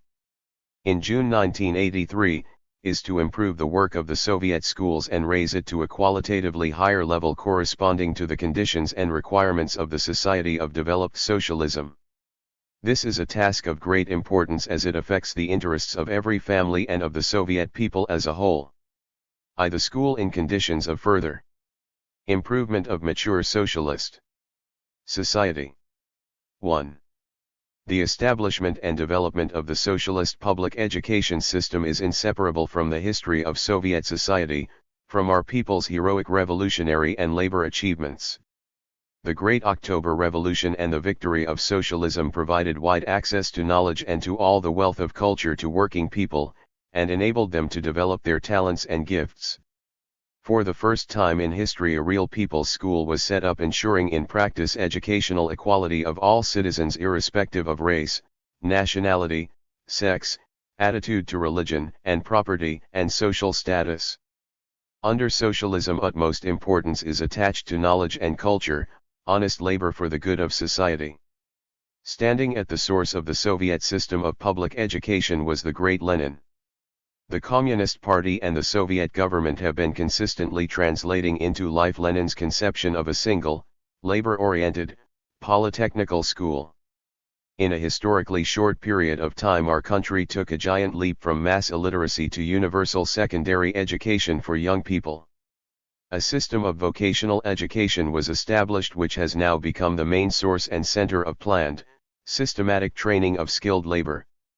Higher education and specialized secondary education have been developed on a large scale. The levels of education of different social classes and groups, of big and small Soviet nations, of men and women have come considerably closer together. The creation and development of the Soviet system of education has become an important factor in the building of socialist civilization, in the Soviet Union's rapid rise to the summits of modern science, technology. 51. And culture. These achievements, which form part of the treasure house of experience of socialist transformation, also serve as an inspiring example for the nations that have just embarked upon the road of a new life, and a convincing demonstration of the historical advantages of socialism over capitalism. 2. At the present stage, the interests of rapid and harmonious economic and cultural development, and of the improvement of social relations, of the political superstructure, and of man himself as society's principal productive force and greatest value, call for a new, broader approach to the education and upbringing of the coming generations. The Communist Party sees to it that education does not turn a person into a mere custodian of a certain amount of knowledge, but makes him, first and foremost, a citizen of socialist society, an active builder of communism, with communist ideological convictions, morals and interests, and high standard of work and social behavior. To improve the entire system of education, the political, labor and moral education of the young, it is necessary to carry out reform of general and vocational schools. The schools must educate the younger generations with maximum account taken of the social conditions in which they will live and work. What we will need to do is to bring all branches of the national economy to the frontiers of science and technology, to introduce automation of production on a large scale, to ensure a sharp rise in labor productivity, and to start the production of goods matching the best world standards. All this requires that our young people starting out on the road of independent life, workers, technicians, engineers, should have an up-to-date education, be highly developed intellectually and physically, and have a good knowledge of the basic scientific, technical and economic principles of production, and a conscientious, creative approach to work. The social role of education will be enhanced. While giving pupils sound theoretical knowledge necessary for entering college or university, the secondary school must at the same time orient young people towards socially useful work in the national economy and prepare them for this. Labor training should be regarded as an important character molding factor and means of satisfying the manpower requirements of the national 52. Economy, i.e. present system of education, upbringing, and vocational guidance falls short of these requirements. By fostering in every young person a conscious need for work, the school, the family, and work collectives, as well as the media, literature, and the arts, indeed our whole society, are carrying out a task of paramount economic, social, and moral importance. Greater demands will be made on the schools in the ideological and political education of young people, the fostering in them of the Marxist-Leninist world outlook, a sense of responsibility, organization, and discipline. The party regards the raising of the level of ideological staunchness and standards of education and professional training of the younger generation as an important condition for deepening socialist democracy, and for still broader and more effective participation of the masses in the management of production and of state and public affairs. With the international situation having taken a sharp turn for the worse, it is necessary to increase public vigilance against the intrigues of the aggressive forces of imperialism, which are mounting frenzied onslaughts on socialism and banking on the political immaturity of young people. The school reform is also aimed at eliminating certain negative phenomena and serious shortcomings which have accumulated in the work of the schools over the years. It is necessary to improve the structure of education, to considerably raise the quality of general education and of labor and vocational training, to make wider use of more effective forms and methods of instruction and of technical teaching aids, to follow consistently the principles of unity of education and upbringing, and to promote closer ties between the family, the school, and the public. It is necessary to eradicate all manifestations of formalism in the content and methods of instruction and upbringing and in the day-to-day activities of the school, as well as in the assessment of the academic progress of the pupils, and to overcome the percentage mania. 3. To reform general and vocational schools means to accomplish the following principal tasks. To raise the standards of education and upbringing, to ensure higher standards in the teaching of each subject and the mastering by the pupils of the Funda 53. Mentals of science, to improve ideological and political, aesthetic, moral and labor education, and promote physical culture, to improve curricula and syllabi, textbooks and teaching aids, and methods of teaching and upbringing, to eliminate excessive workloads for pupils, to eliminate unduly complex presentation of the subject matter, to radically improve the organization of labor education and training, and vocational guidance in the general school, to put greater emphasis on the polytechnical, practical aspects of education, to train considerably more skilled workers within the system of vocational training, to carry out transition to universal vocational training of young people. To raise the level of responsibility of pupils for their academic progress and for maintaining good academic and labor discipline, to heighten pupils' social activity by promoting self-government in pupils' collectives, to increase the social prestige of the teacher and the vocational training instructor, to improve their theoretical and practical training, to fully meet the requirements for teaching personnel of the public education system, to raise teachers' pay and to improve their material and living conditions, to improve the material and technical facilities of educational institutions, and of preschool and extramural educational establishments, to improve the structure of general and vocational schools and to raise the efficiency of the administration of public education. 2. The structure of general and vocational secondary education. 4. The structure of general and vocational secondary education should be as follows: primary school 1st to 4th forms, incomplete secondary school, general secondary and vocational school. 5th-9th forms, 10th-11th forms of general secondary school, vocational secondary schools, specialized secondary schools. 54. The duration of general secondary education is extended to 11 years, with children starting school a year earlier, at the age of 6. This has been made possible by the development of the preschool education system, which now covers an absolute majority of children, and the experience of their training in kindergartens and in schools. The transition to enrolling children at the age of 6 should be carried out gradually over a number of years, beginning in 1986, as more and more schools are built and more teachers are trained, with account taken of the wishes of the parents, the level of the children's development and local conditions. At first a certain proportion of children will start school at the age of 7, while 6-year-old children will be taught in accordance with a unified program both in schools and in senior groups in kindergartens. The primary school will be increased by 1 year in order to give children better training in the basic skills of reading, writing, arithmetic, and in elementary labor skills, and at the same time to ease the workload of the pupils and to make it easier for them subsequently to learn the fundamentals of sciences. The incomplete secondary school will ensure, as it does now, tuition in the fundamentals of sciences over a period of 5 years. With the completion of the 9th form, the pupils, at the age of 15, as a rule, will have an incomplete secondary education. During that period the task of general labor training of the pupils will be in the main accomplished. This, combined with vocational guidance, will create conditions which will make it easier for them to choose their future profession or trade. Thus the 9-year school will form the basis for receiving a general and vocational secondary education through a number of channels. The general and vocational secondary school system includes the 10th and the 11th forms of the general secondary school, vocational secondary schools and specialized secondary schools.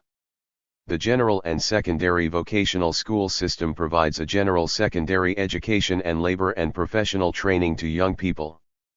5.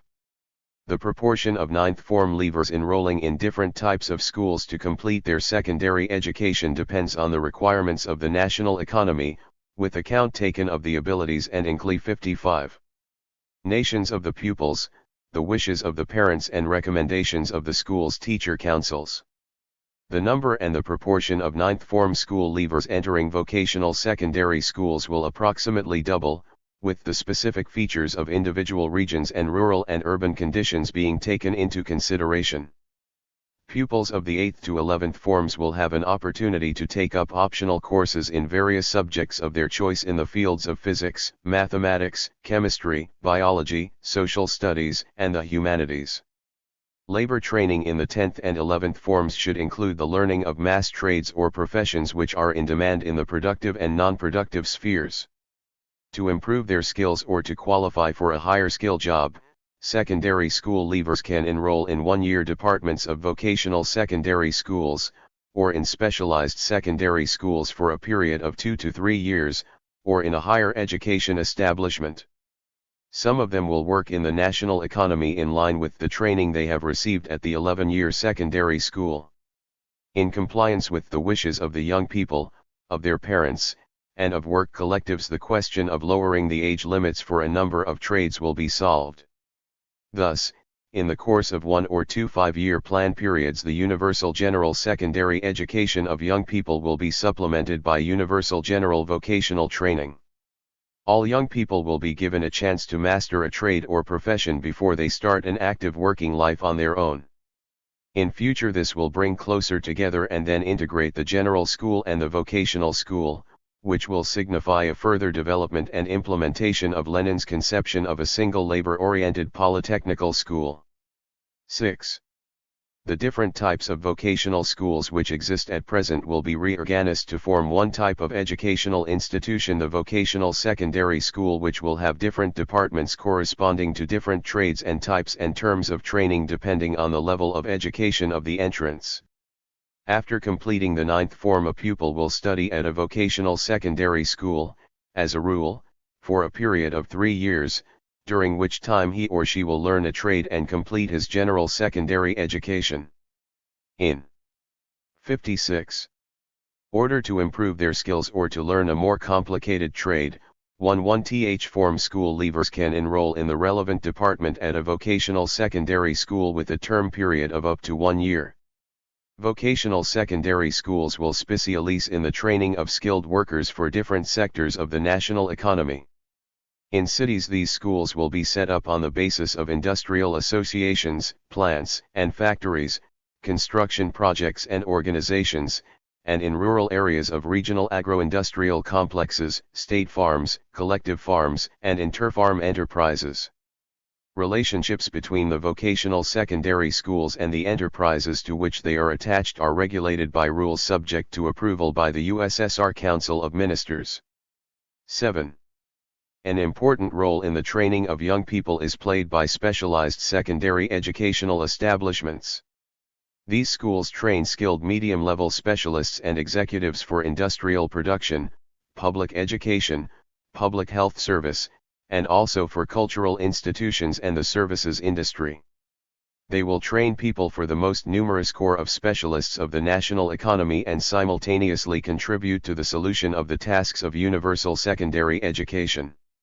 It is also necessary further to raise the quality of training specialists with a specialized secondary education who are in great demand in the national economy. Lately, an increasing number of young people with a complete secondary education are entering specialized secondary schools. It will also be expedient that incomplete secondary school should remain a source of students for these educational institutions. The practice of training specialists with a higher education from among graduates of specialized secondary schools within a shorter period should be promoted. 8. Working youth without a secondary education can enter evening schools or schools adapted to their shift system and correspondence schools, where they can receive a general secondary education without leaving their jobs. It is necessary to eliminate the serious shortcomings in the organization and work of these schools, to raise the quality of education and upbringing and to improve the planning of enrollment in these schools. 57. 9. Improvement of the work of general and vocational schools, and the provision of equal opportunities for their graduates to enroll in higher education establishments open up new possibilities for further raising the quality of training specialists with a higher education. The social basis for enrollment in colleges and universities will be extended and young people will display a more conscientious and socially responsible attitude towards the receiving of a higher education. New rules for admission to colleges and universities will be worked out. The present rule whereby the average mark in the school leaving certificate is taken into consideration at admission will be abolished. 3. Raising the standards of education and upbringing. 10. A task of abiding importance for the Soviet school is to provide the younger generation with a deep and solid knowledge of the fundamentals of science, to develop appropriate skills and the ability to use them in practical work, and to promote the formation of a materialist world outlook. Curricula, syllabi, textbooks, and visual and other teaching aids will have to be brought into line with the requirements of socio-economic, scientific and technological progress, and with the specifics of different age groups. To improve the standard of education, it is necessary to review the list of subjects taught and their scope, to lighten the load of syllabi and textbooks by divesting them of everything that is too complex and of secondary importance, to set forth with maximum clarity the main concepts and basic ideas of school subjects, to ensure that they reflect to the required degree the latest achievements of science and practice, to improve radically the standards of labor education and training, and vocational guidance at general schools, to put greater emphasis on the polytechnical aspect of school work, to devote more attention to practical and laboratory work and to the demonstration of the technological application of the laws of physics, chemistry, biology, and other sciences, thereby laying the 58. Foundation for the labor training and vocational guidance of young people, to equip pupils with the knowledge and skills necessary for operating modern computer technology. To ensure the wide use of computers in the instructional process and to set up for this purpose special school laboratories and laboratories shared by more than one school, to establish the optimal volume of abilities and skills that pupils must acquire in each subject and in each year of study. The strict continuity of instruction and upbringing and uniform standards of general education, allowing for the specific features of national educational institutions, must be ensured at general, vocational and specialized secondary schools. Additional measures must be taken to improve conditions for learning Russian, which has been voluntarily adopted by the Soviet people as the medium of communication between different nationalities, as well as the native language. A good command of Russian must become the norm of young people finishing secondary educational institutions. Recommendations on a comprehensive approach to upbringing at educational establishments must be drawn up, providing for the coordination of efforts in all directions of communist education: ideological, political, labor, moral, aesthetic and physical, in order to ensure a more effective realization of one of the main aims of the party, which is the all-round and harmonious development of the personality. 11. Special attention must be paid to general education at secondary vocational schools. Pupils must master the fundamentals of science and technical, agronomic, economic, and other specialized subjects, especially those connected with the development of new equipment and technology and automatic manipulators. Fuller use must be made of the potential of the vocational education system to improve the quality of factory personnel training. With the help and participation of ministries and the industrial establishments to which schools are attached, new syllabi for production training and for practical work at factories must be drawn up based on uniform requirements for the training. 59. Of workers in a given trade and of a given skill. Practical production training should take place in the best work teams and sections under the guidance of experienced instructors, innovators, and veteran workers. 12. The forms and methods of teaching, as well as teaching aids, must be improved. Alongside standard lessons, the basic educational form lectures, seminars, discussions, practical courses, and consultations must be introduced more widely in senior forms of general schools, at vocational schools and at specialized secondary schools. Both teachers and parents must more actively accustom pupils to work with books and other sources of knowledge and help them to think independently. Class size must be gradually reduced to 30 pupils in the 1st to 9th forms and to 25 pupils in the 10th and 1-1th forms. The existing textbooks and teaching aids must be improved and new ones developed for all subjects. Each textbook must be ideologically and scientifically sound, easy to understand and concise, accurate, clearly and vividly presented, and have an efficient methodology. They must therefore be written by the best teachers, experienced methods specialists, and prominent scientists and scholars. Additional incentives must be created to stimulate the work of these authors. The capacity of printing facilities must be expanded, and there must be increased production of high-quality materials for the publication of textbooks in the different languages of the people * of the USSR.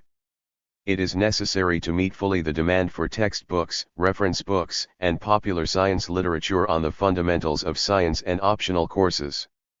13. Formation of a Marxist-Leninist world outlook is the firm foundation of the communist education of pupils. It is important that social and natural subjects should be taught in such a way as to develop sound materialist concepts and atheist views, an ability correctly to interpret phenomena in nature and society and to act in accordance with the principles of our world outlook. It is necessary that the social studies and humanities be taught in a vivid and comprehensible manner to show the ways of the world's revolutionary renewal, the basic principles and historical advantages of socialism, and the reactionary, anti-popular essence of capitalism. They 60. Should also provide convincing answers from class positions to questions of modern social life which most concern young people and show the inevitability of the victory of communist ideas. At lessons in history, social studies, literature, and other subjects, pupils must be consistently encouraged to develop an ability to defend their communist views and to be intolerant of Philistine mentality, parasitism, and consumerism. Efforts must be made to extend active forms of study and give them a more practical direction, and to extirpate dogmatic or schematic attitudes. The time spent on social studies must be increased. There must be a single social science textbook for all types of secondary schools. 14. Of paramount importance in ideological and political education must be the shaping of a politically conscious citizen with strong communist convictions. All the elements of the educational process, all of a school's social life should work towards this end.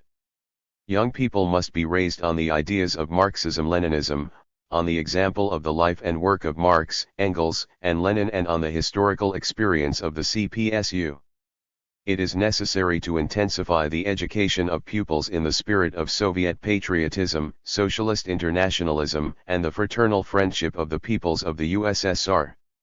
There must be more vigorous activity on the part of socio-political clubs, museums, circles, and lecture centers. Excursions and trips to places of revolutionary, labor and martial glory must be made regularly. The presentation of political information must be improved and political self-education encouraged. Party workers, the best propaganda personnel, lecturers from the Znanie Society and party veterans must be drawn into the socio-political educational process at schools. The mass media must actively and constantly aid teachers, the family, and the public. It is necessary to increase the time devoted to educational programs on television and radio, improve their quality and ensure the propaganda and dissemination of advanced experience and exemplary methods of character building.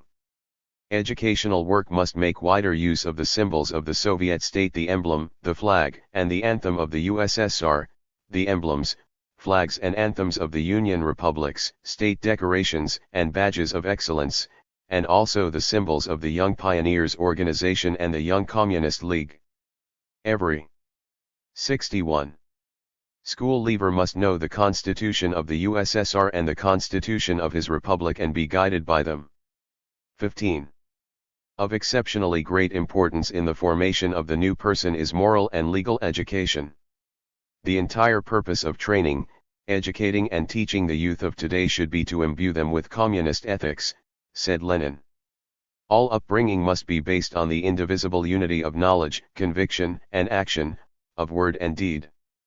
The school must generate an inner urge to live and act in accordance with the principles of communist ethics, to follow unswervingly the rules of the socialist community and to observe Soviet laws.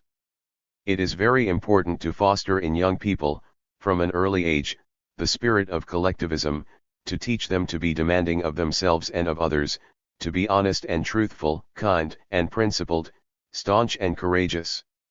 For this purpose new rules for pupils must be drawn up, providing for greater responsibility of pupils for the quality of their studies and the observance of school, labor, and social discipline.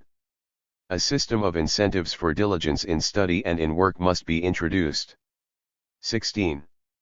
It is very important considerably to improve the artistic and aesthetic education of pupils.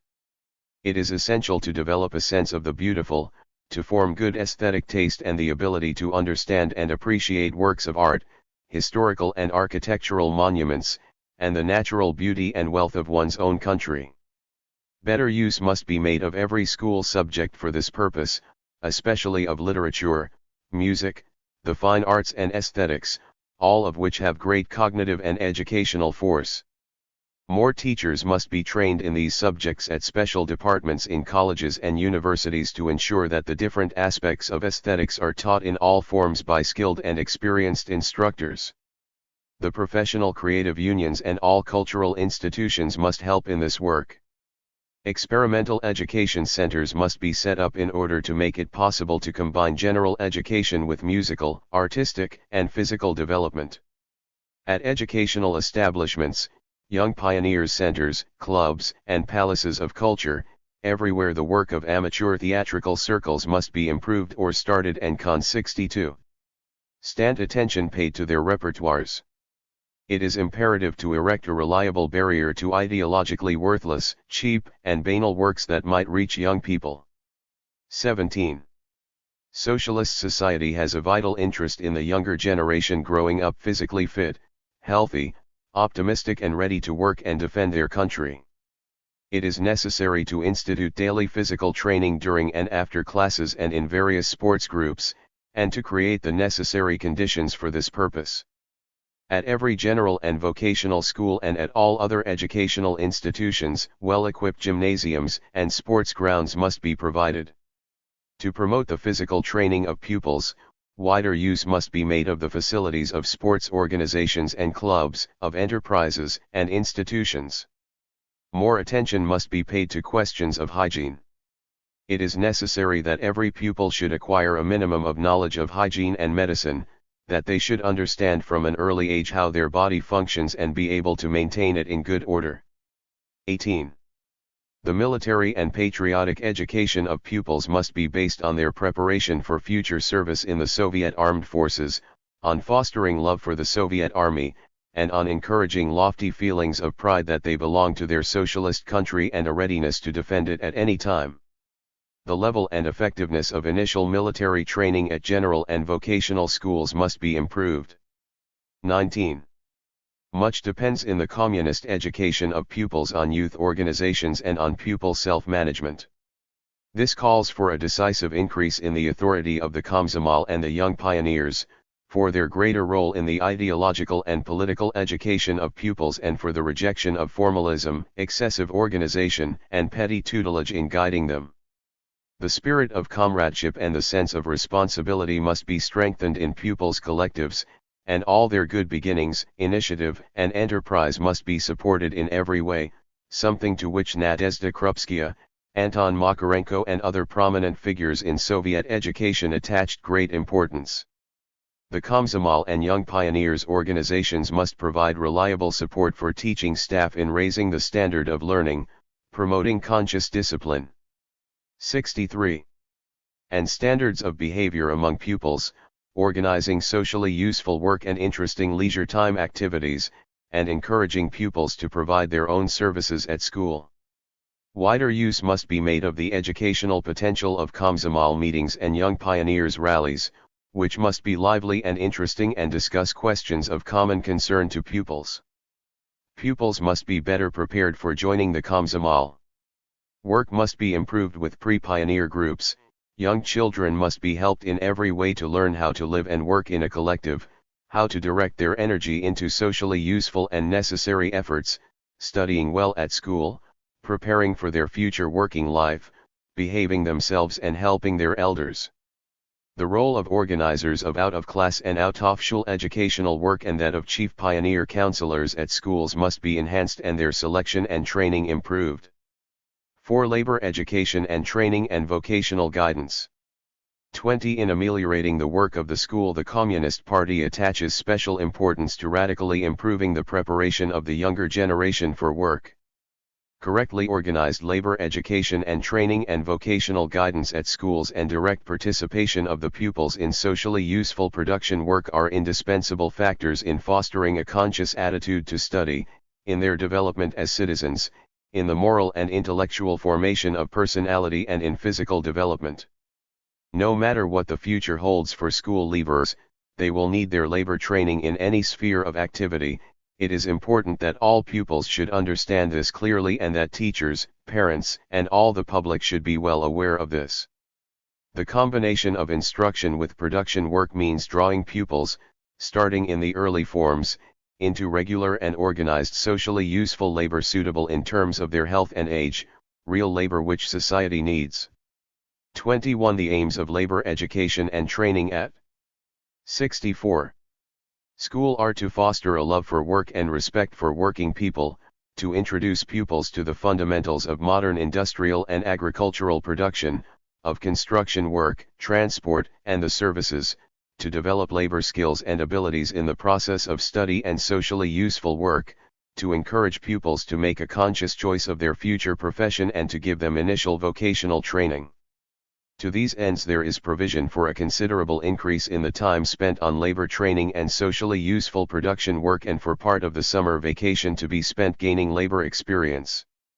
Comprehensive programs must be drawn up, including various directions and forms of labor training and providing for the combined efforts of general and vocational schools, specialized secondary schools, work collectives, the family, and the public. Primary school pupils should be taught elementary methods, necessary in life, of manual work using different materials, of growing agricultural crops, repairing teaching aids, making toys, and various useful items for their school or kindergarten, for home, etc. At this stage they will already be acquainted with some trades which children can understand. At incomplete secondary school pupils will be given more thorough labor training, acquire knowledge and practical skills in metal and woodworking, be introduced to the fundamentals of electrical engineering, the science of metals and draftsmanship and gain a general understanding of the main sectors of the national economy. They will manufacture simple items on orders from factories and also for schools, and concern themselves with nature conservation. Beginning with the 8th form, pupils will be instructed and will work in special pupil production teams, at inter-school production training centers, at training shops and sections at factories and vocational schools.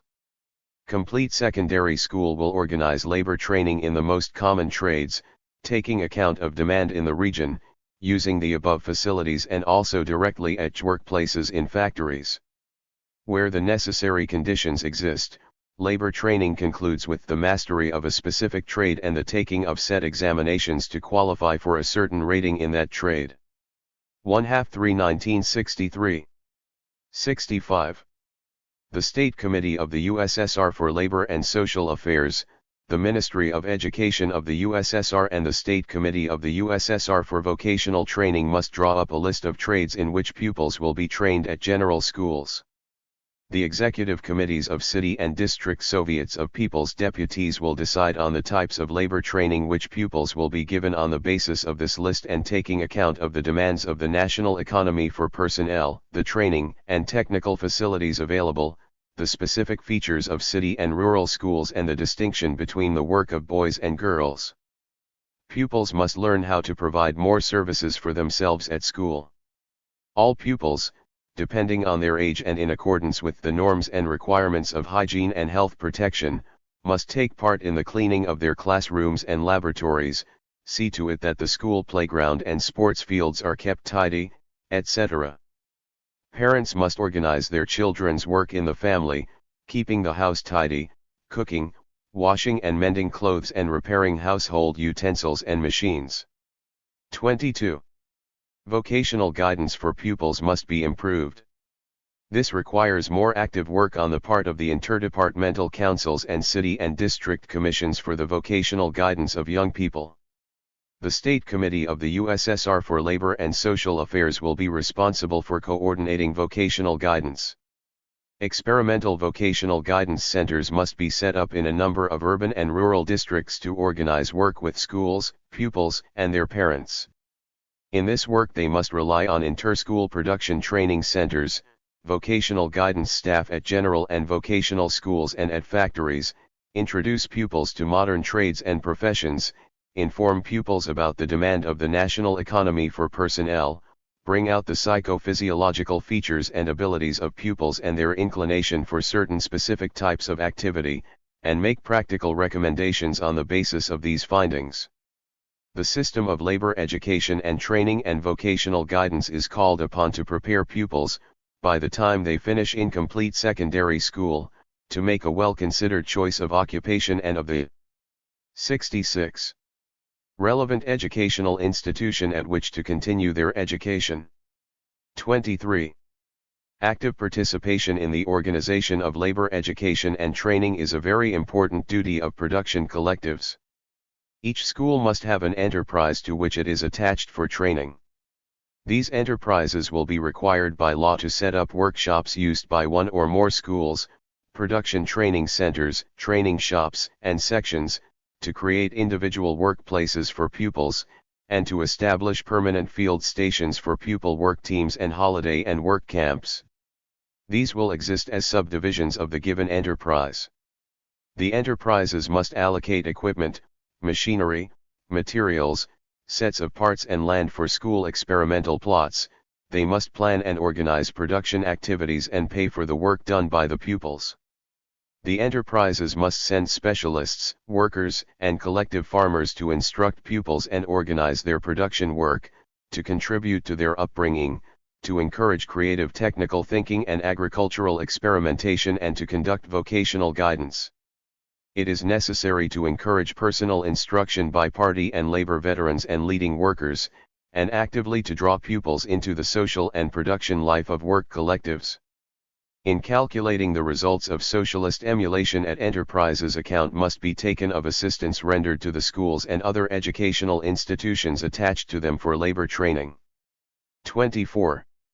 Education in economics must be closely linked with labor training. It is important that pupils become involved in production relations, that they gain a real understanding of socialist property, economic plans, labor and production discipline and wages, learning to appreciate the value of the money earned by their own labor. Some of the money earned by pupils should be put at the disposal of the school. The school is called upon to form in pupils the qualities of thrifty managers, promote a careful attitude to public wealth, to the country's natural environment, to textbooks, school property, electricity, personal belongings, and food, especially bread. Pupils must be acquainted in practice with such notions as the policy of economy, labor productivity, cost price, product quality, cost accounting, etc. 1/2 3 *. 67. V. Social and family education of children and adolescents. 25. The Communist Party and the Soviet state show constant concern for the development of the social education of children and adolescents in preschool institutions, at school in out-of-class time, at extramural establishments and at the place of residence, and give all possible assistance to the family where upbringing is concerned. It is necessary to improve the organization of preschool upbringing and education. Children must be brought up from an early age to love their country, respect their elders, value comradeship and collectivism, behave well and have a sense of the beautiful. Cognitive interests and abilities, independence, organization, and discipline must be developed in every child. A standard program for the upbringing and instruction of children at kindergartens, which takes due account of child physiology and psychology and of the specific features of national cultures and traditions, must be drawn up and introduced. 26. Extended day schools and groups are a promising form of social upbringing which have proved their worth. They create favorable conditions for the organization of pupils' work and leisure and assist the family. At the same time, upbringing work at school after classes requires major modification. In addition to assisting pupils with their homework, programs at extended day schools should also include activities according to the interests of pupils and create a caring atmosphere for the children, similar to the one at home. As the material prerequisites are created, it is necessary to develop the network of these schools in order fully to satisfy the demand for them. The councils of ministers of the Union and autonomous republics and the executive committees of the territorial and regional Soviets of People's Deputies should be given the authority to permit the establishment of extended day groups at schools with a small contingent of pupils. 27.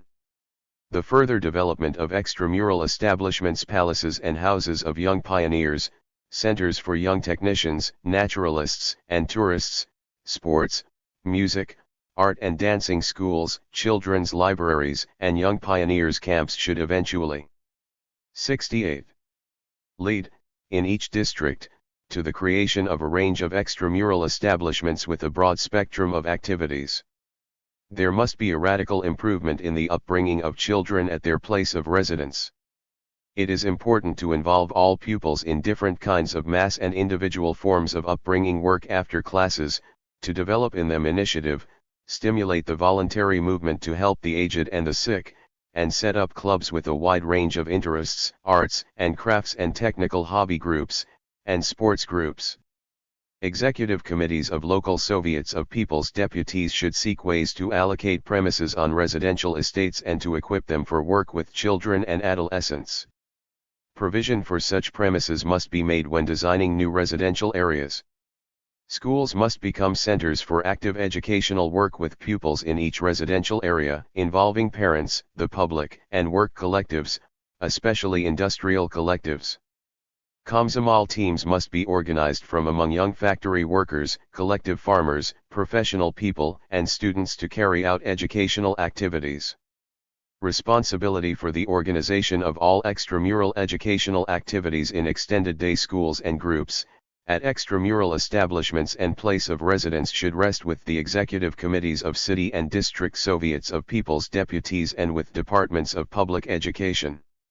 City and district committees of the Komsomol, trade union committees and voluntary societies are obliged to play a more active role in this work.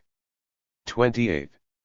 The Soviet state shows great concern for children and adolescents whose health prevents them from attending regular schools. For them there is a developing network of boarding schools, sanatorium, and out-of-town schools and other special educational institutions, where instruction is combined with specialist medical treatment.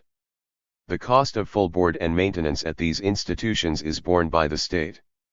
Work should continue in the future to improve this important link in the system of public education, to surround the children with all possible attention and care and to prepare them for independent life and work.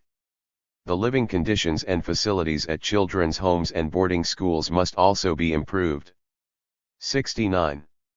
29. Assistance to families must be increased, and at the same time they must be made more responsible for the upbringing of the younger generation. The upbringing of children is the constitutional duty of citizens of the USSR. Parents are required to raise the authority of the school and of the teacher in every possible way, bring up their children in the spirit of respect and love for work, prepare them for socially useful activity, teach them to be tidy and disciplined and to observe the standards of behavior in our society, show concern for their physical development and for their health, ensure that they are given a general secondary education and vocational training at the proper time, and set an example in everything by their own attitude to work and to their social responsibilities. Children, for their part, must show concern for their parents and for their elders. Increasing the effectiveness of upbringing depends in large part on the concerted efforts of the family, the school, the community, and work collectives, and the coordination of demands they make on pupils. It is necessary to intensify the activities of the commissions of trade union committees in helping the family and the school to bring up children and adolescents, to improve the effectiveness of the work of parents' committees at general and vocational schools and other educational institutions, and to draw more parents into the activities of hobby groups. Work collectives are called upon constantly to watch over the upbringing of children, to help parents in this matter, and to call them strictly to account for faults and shortcomings in family upbringing. Measures should be drawn up to increase the responsibility of parents for the upbringing of their children. An important role in improving family upbringing will be played by the introduction of a system of pedagogical training for parents. Wider use must be made in the dissemination of pedagogical knowledge of the press, television, radio, discussions, and lectures, and the potential of the All-Union Znaniye Society. 6. The teacher in Soviet society.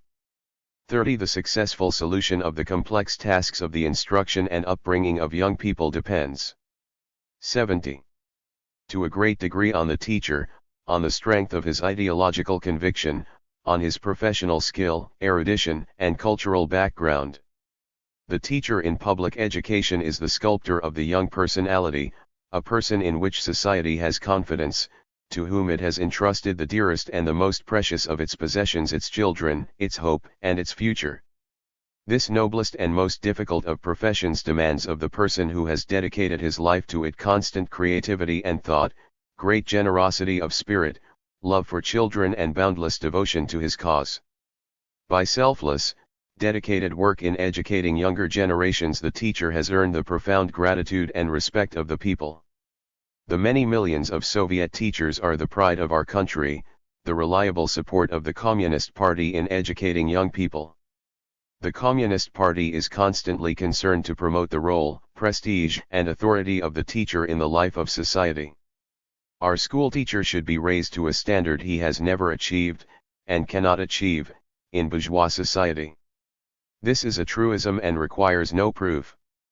We must strive for this state of affairs by working steadily, methodically, and persistently to raise the teacher to a higher cultural level, to train him thoroughly for his really high calling, and mainly to improve his position materially, wrote Lenin. The stage of development our country has reached gives Soviet teachers new tasks. They must mold younger generations capable of translating into life the program directives of the party on further improving developed socialist society. 31.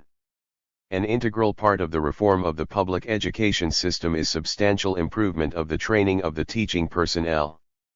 Future teachers and educators should be given the most up-to-date knowledge and sound practical training. To achieve this end, the curricula and syllabi of the teachers' training institutes should be revised and aligned with the requirements of life. It is necessary to have students at such institutes study the fundamentals of modern production and methods of vocational guidance of pupils, to raise the level of their psychological and pedagogical training, improve the organization and content of their practice teaching, expand the syllabi of ethics and aesthetics. 71. Logic, Soviet law, and the methodology of upbringing of the young. Teachers' training institutes should go over to a 5-year curriculum as soon as conditions necessary for it have been created. Additional measures should be taken to provide teachers' training institutes with high-quality textbooks and teaching aids, and to improve the standards of the faculty. The quality of training of teachers at universities should be improved, and universities should give more help to teachers training institutes in conducting research and in raising the professional skills of their faculty. It is necessary fully to meet the growing requirements of general schools, vocational schools, specialized secondary schools, preschool and extramural establishments for teachers, educators, and vocational training instructors, to promote higher education of vocational training instructors. It is also necessary to create conditions for the training of teachers and educators for the whole educational system only at institutes of higher learning. 32. A most important task of public education bodies and teachers training establishments is to select young people with a marked inclination for work with children.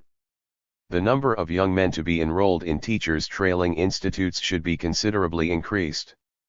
The Central Committee of the All-Union Leninist Young Communist League should send graduates of general and vocational schools, armed forces reservists, and young workers to study at teachers training institutes and pedagogical departments at universities.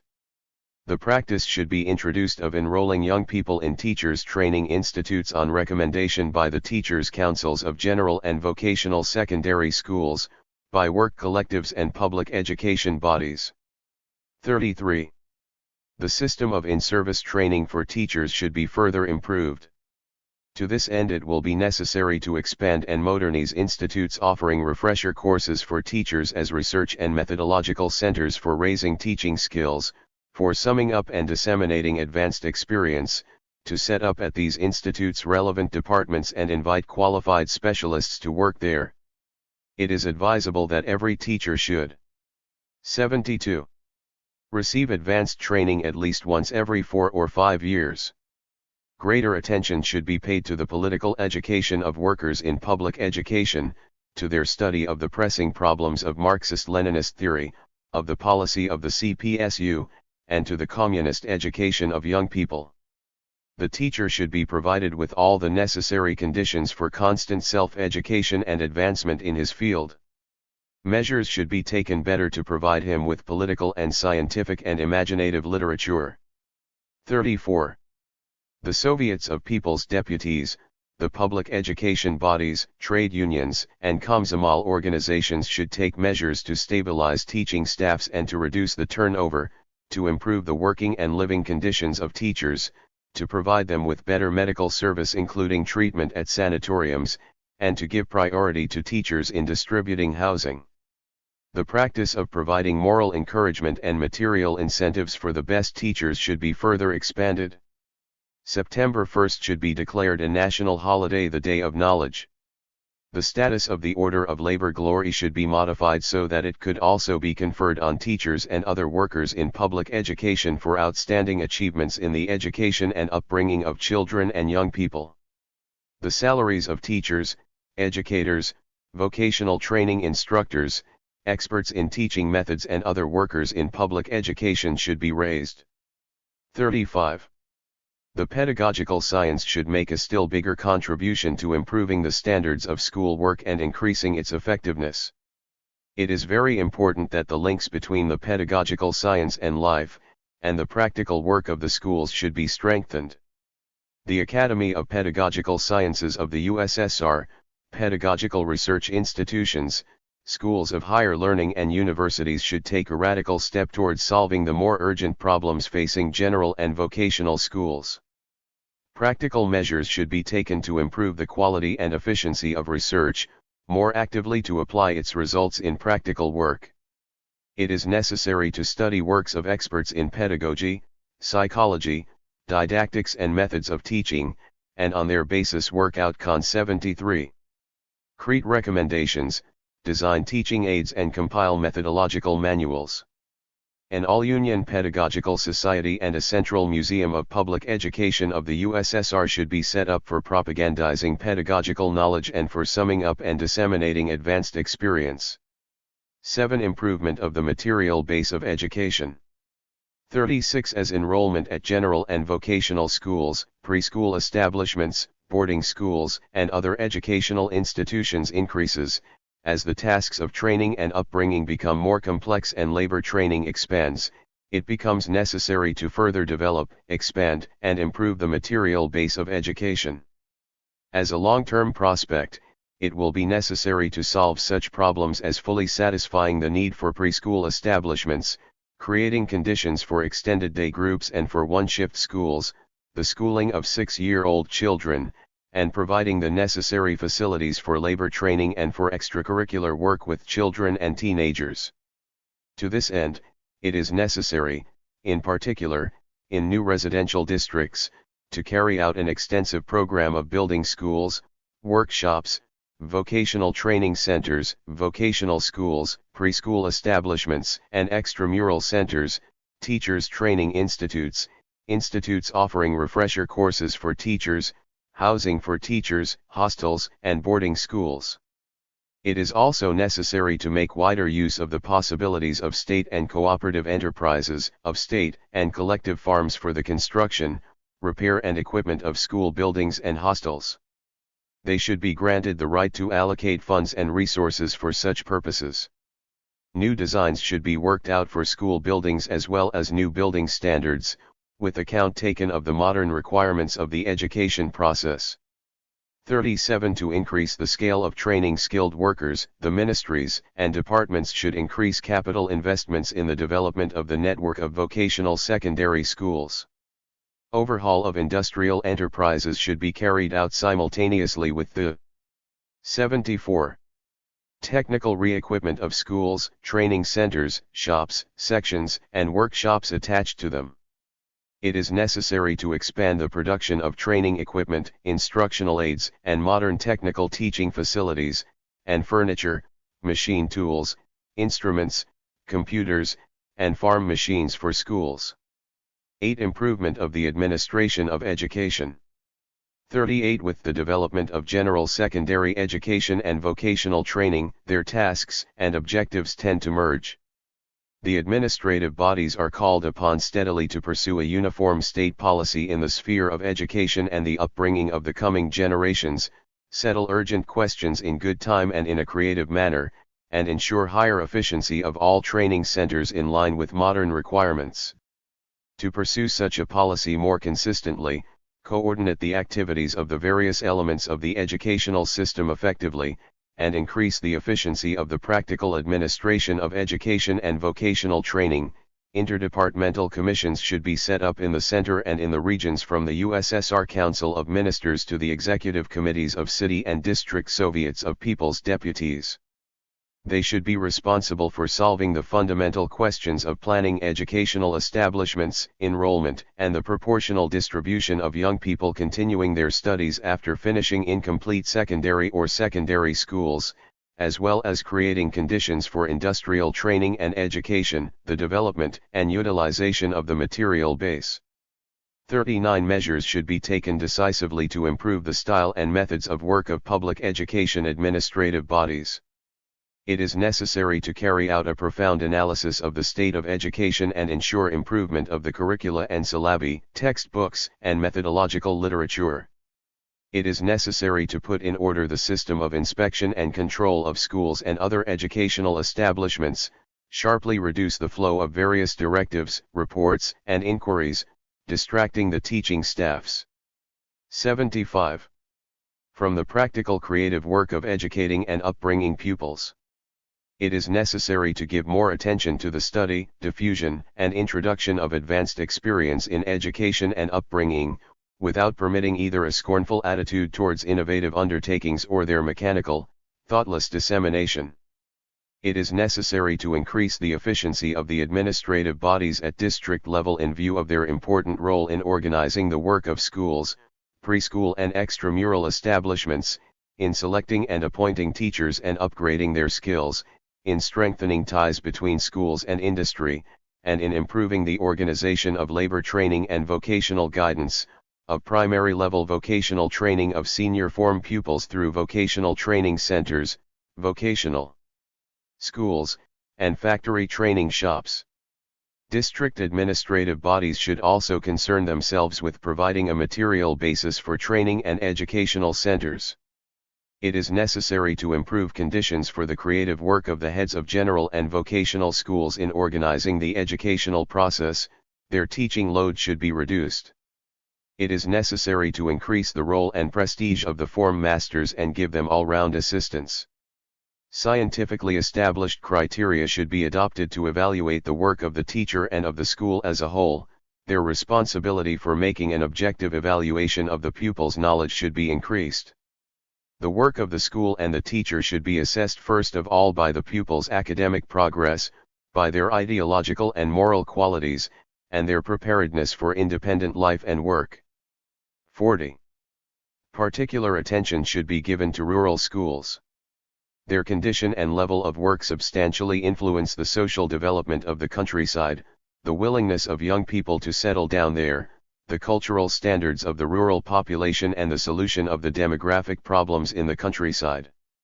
The efforts of the party, government, trade union and young communist league organizations as well as of agro-industrial amalgamations should be aimed at basically improving the working conditions of rural schools, staffing them with highly qualified teachers, raising the quality of the educational process, improving labor training and vocational guidance of pupils and N76. Encouraging them to take an active part in increasing agricultural production. 41. The school is a matter of vital concern for the whole party, for the entire people. Guided by the decisions of the 26th CPSU Congress and of the plenary meeting of the CPSU Central Committee held in June 1983, party committees should make a thorough study of the work of general and vocational schools, identify problems emerging in their activities in good time and map out ways of solving them, and call the attention of party, trade union, and young communist league organizations as well as of government and economic agencies and work collectives to the work of schools. Vital questions regarding the work of educational establishments and the reports of their party organizations should be regularly considered by plenary meetings and bureau meetings of party committees. It is a duty of party committees to show constant concern in the Leninist way for the political and cultural advancement of the teaching staffs and keep them promptly informed of the key questions of the party's internal and external policies. Teachers should be shown great attention and tact and should not be made to undertake duties not connected with their work of teaching and upbringing. Veteran teachers should be given care and their vast experience in the upbringing of youth should be used more extensively. Guidance of the primary party organizations of educational establishments should be improved. Their task is to rally and strengthen teaching staffs, create a healthy moral and psychological atmosphere, an atmosphere of genuine creative endeavor, collective decision-making, and responsibility. It is necessary to increase the number of party members among teachers and vocational training instructors, and increase the vanguard role of teachers who are members of the Communist Party in the implementation of the party's policy. It is necessary to discuss, systematically and on the basis of real knowledge, the tasks of general and vocational schools at the new stage, the most valuable experience of schools' party organizations and of their collectives, and the dedicated work of Soviet teachers. All that should be publicized in the press, on radio, and television. 77. The improvement of public education is one of the key elements of the policy pursued by the Communist Party and the Soviet state. The reform of general and vocational schools will be a major undertaking on a nationwide scale, an event of major social and political significance. Everything that is valuable, achieved through the efforts of several generations of teachers, Soviet schools, and the pedagogical science, everything that has stood the test of time should be carefully preserved and actively utilized. At the same time, it is necessary to solve the urgent problems of improving the education and upbringing of the young, problems posed by life itself and dictated by the vital needs of social development. The principal measures of the reform will be carried out stage by stage during the 11th and 12th five-year plan periods.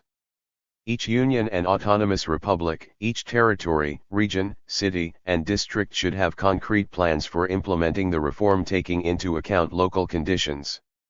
The restructuring of school will require a vast amount of organizational and political work on a mass scale on the part of the central committees of the communist parties and the councils of ministers of the union republics, local party and government bodies, trade union and young communist league organizations, and public education agencies. School should become a matter of vital concern for every work collective, every factory manager, collective farm chairman, the head of an office, ministry, department, or public organization, and for every parent. The aims of the reform are noble, highly ethical, and humanist. Their attainment will be of tremendous importance for raising the Soviet people's educational and cultural standards. It will create better conditions for the education and upbringing of the rising generations, for preparing them for life and work and public activity. All that is certain to help strengthen the country's ideological, political, economic, and defense potential and promote the all-round progress of our society and its advance towards communism.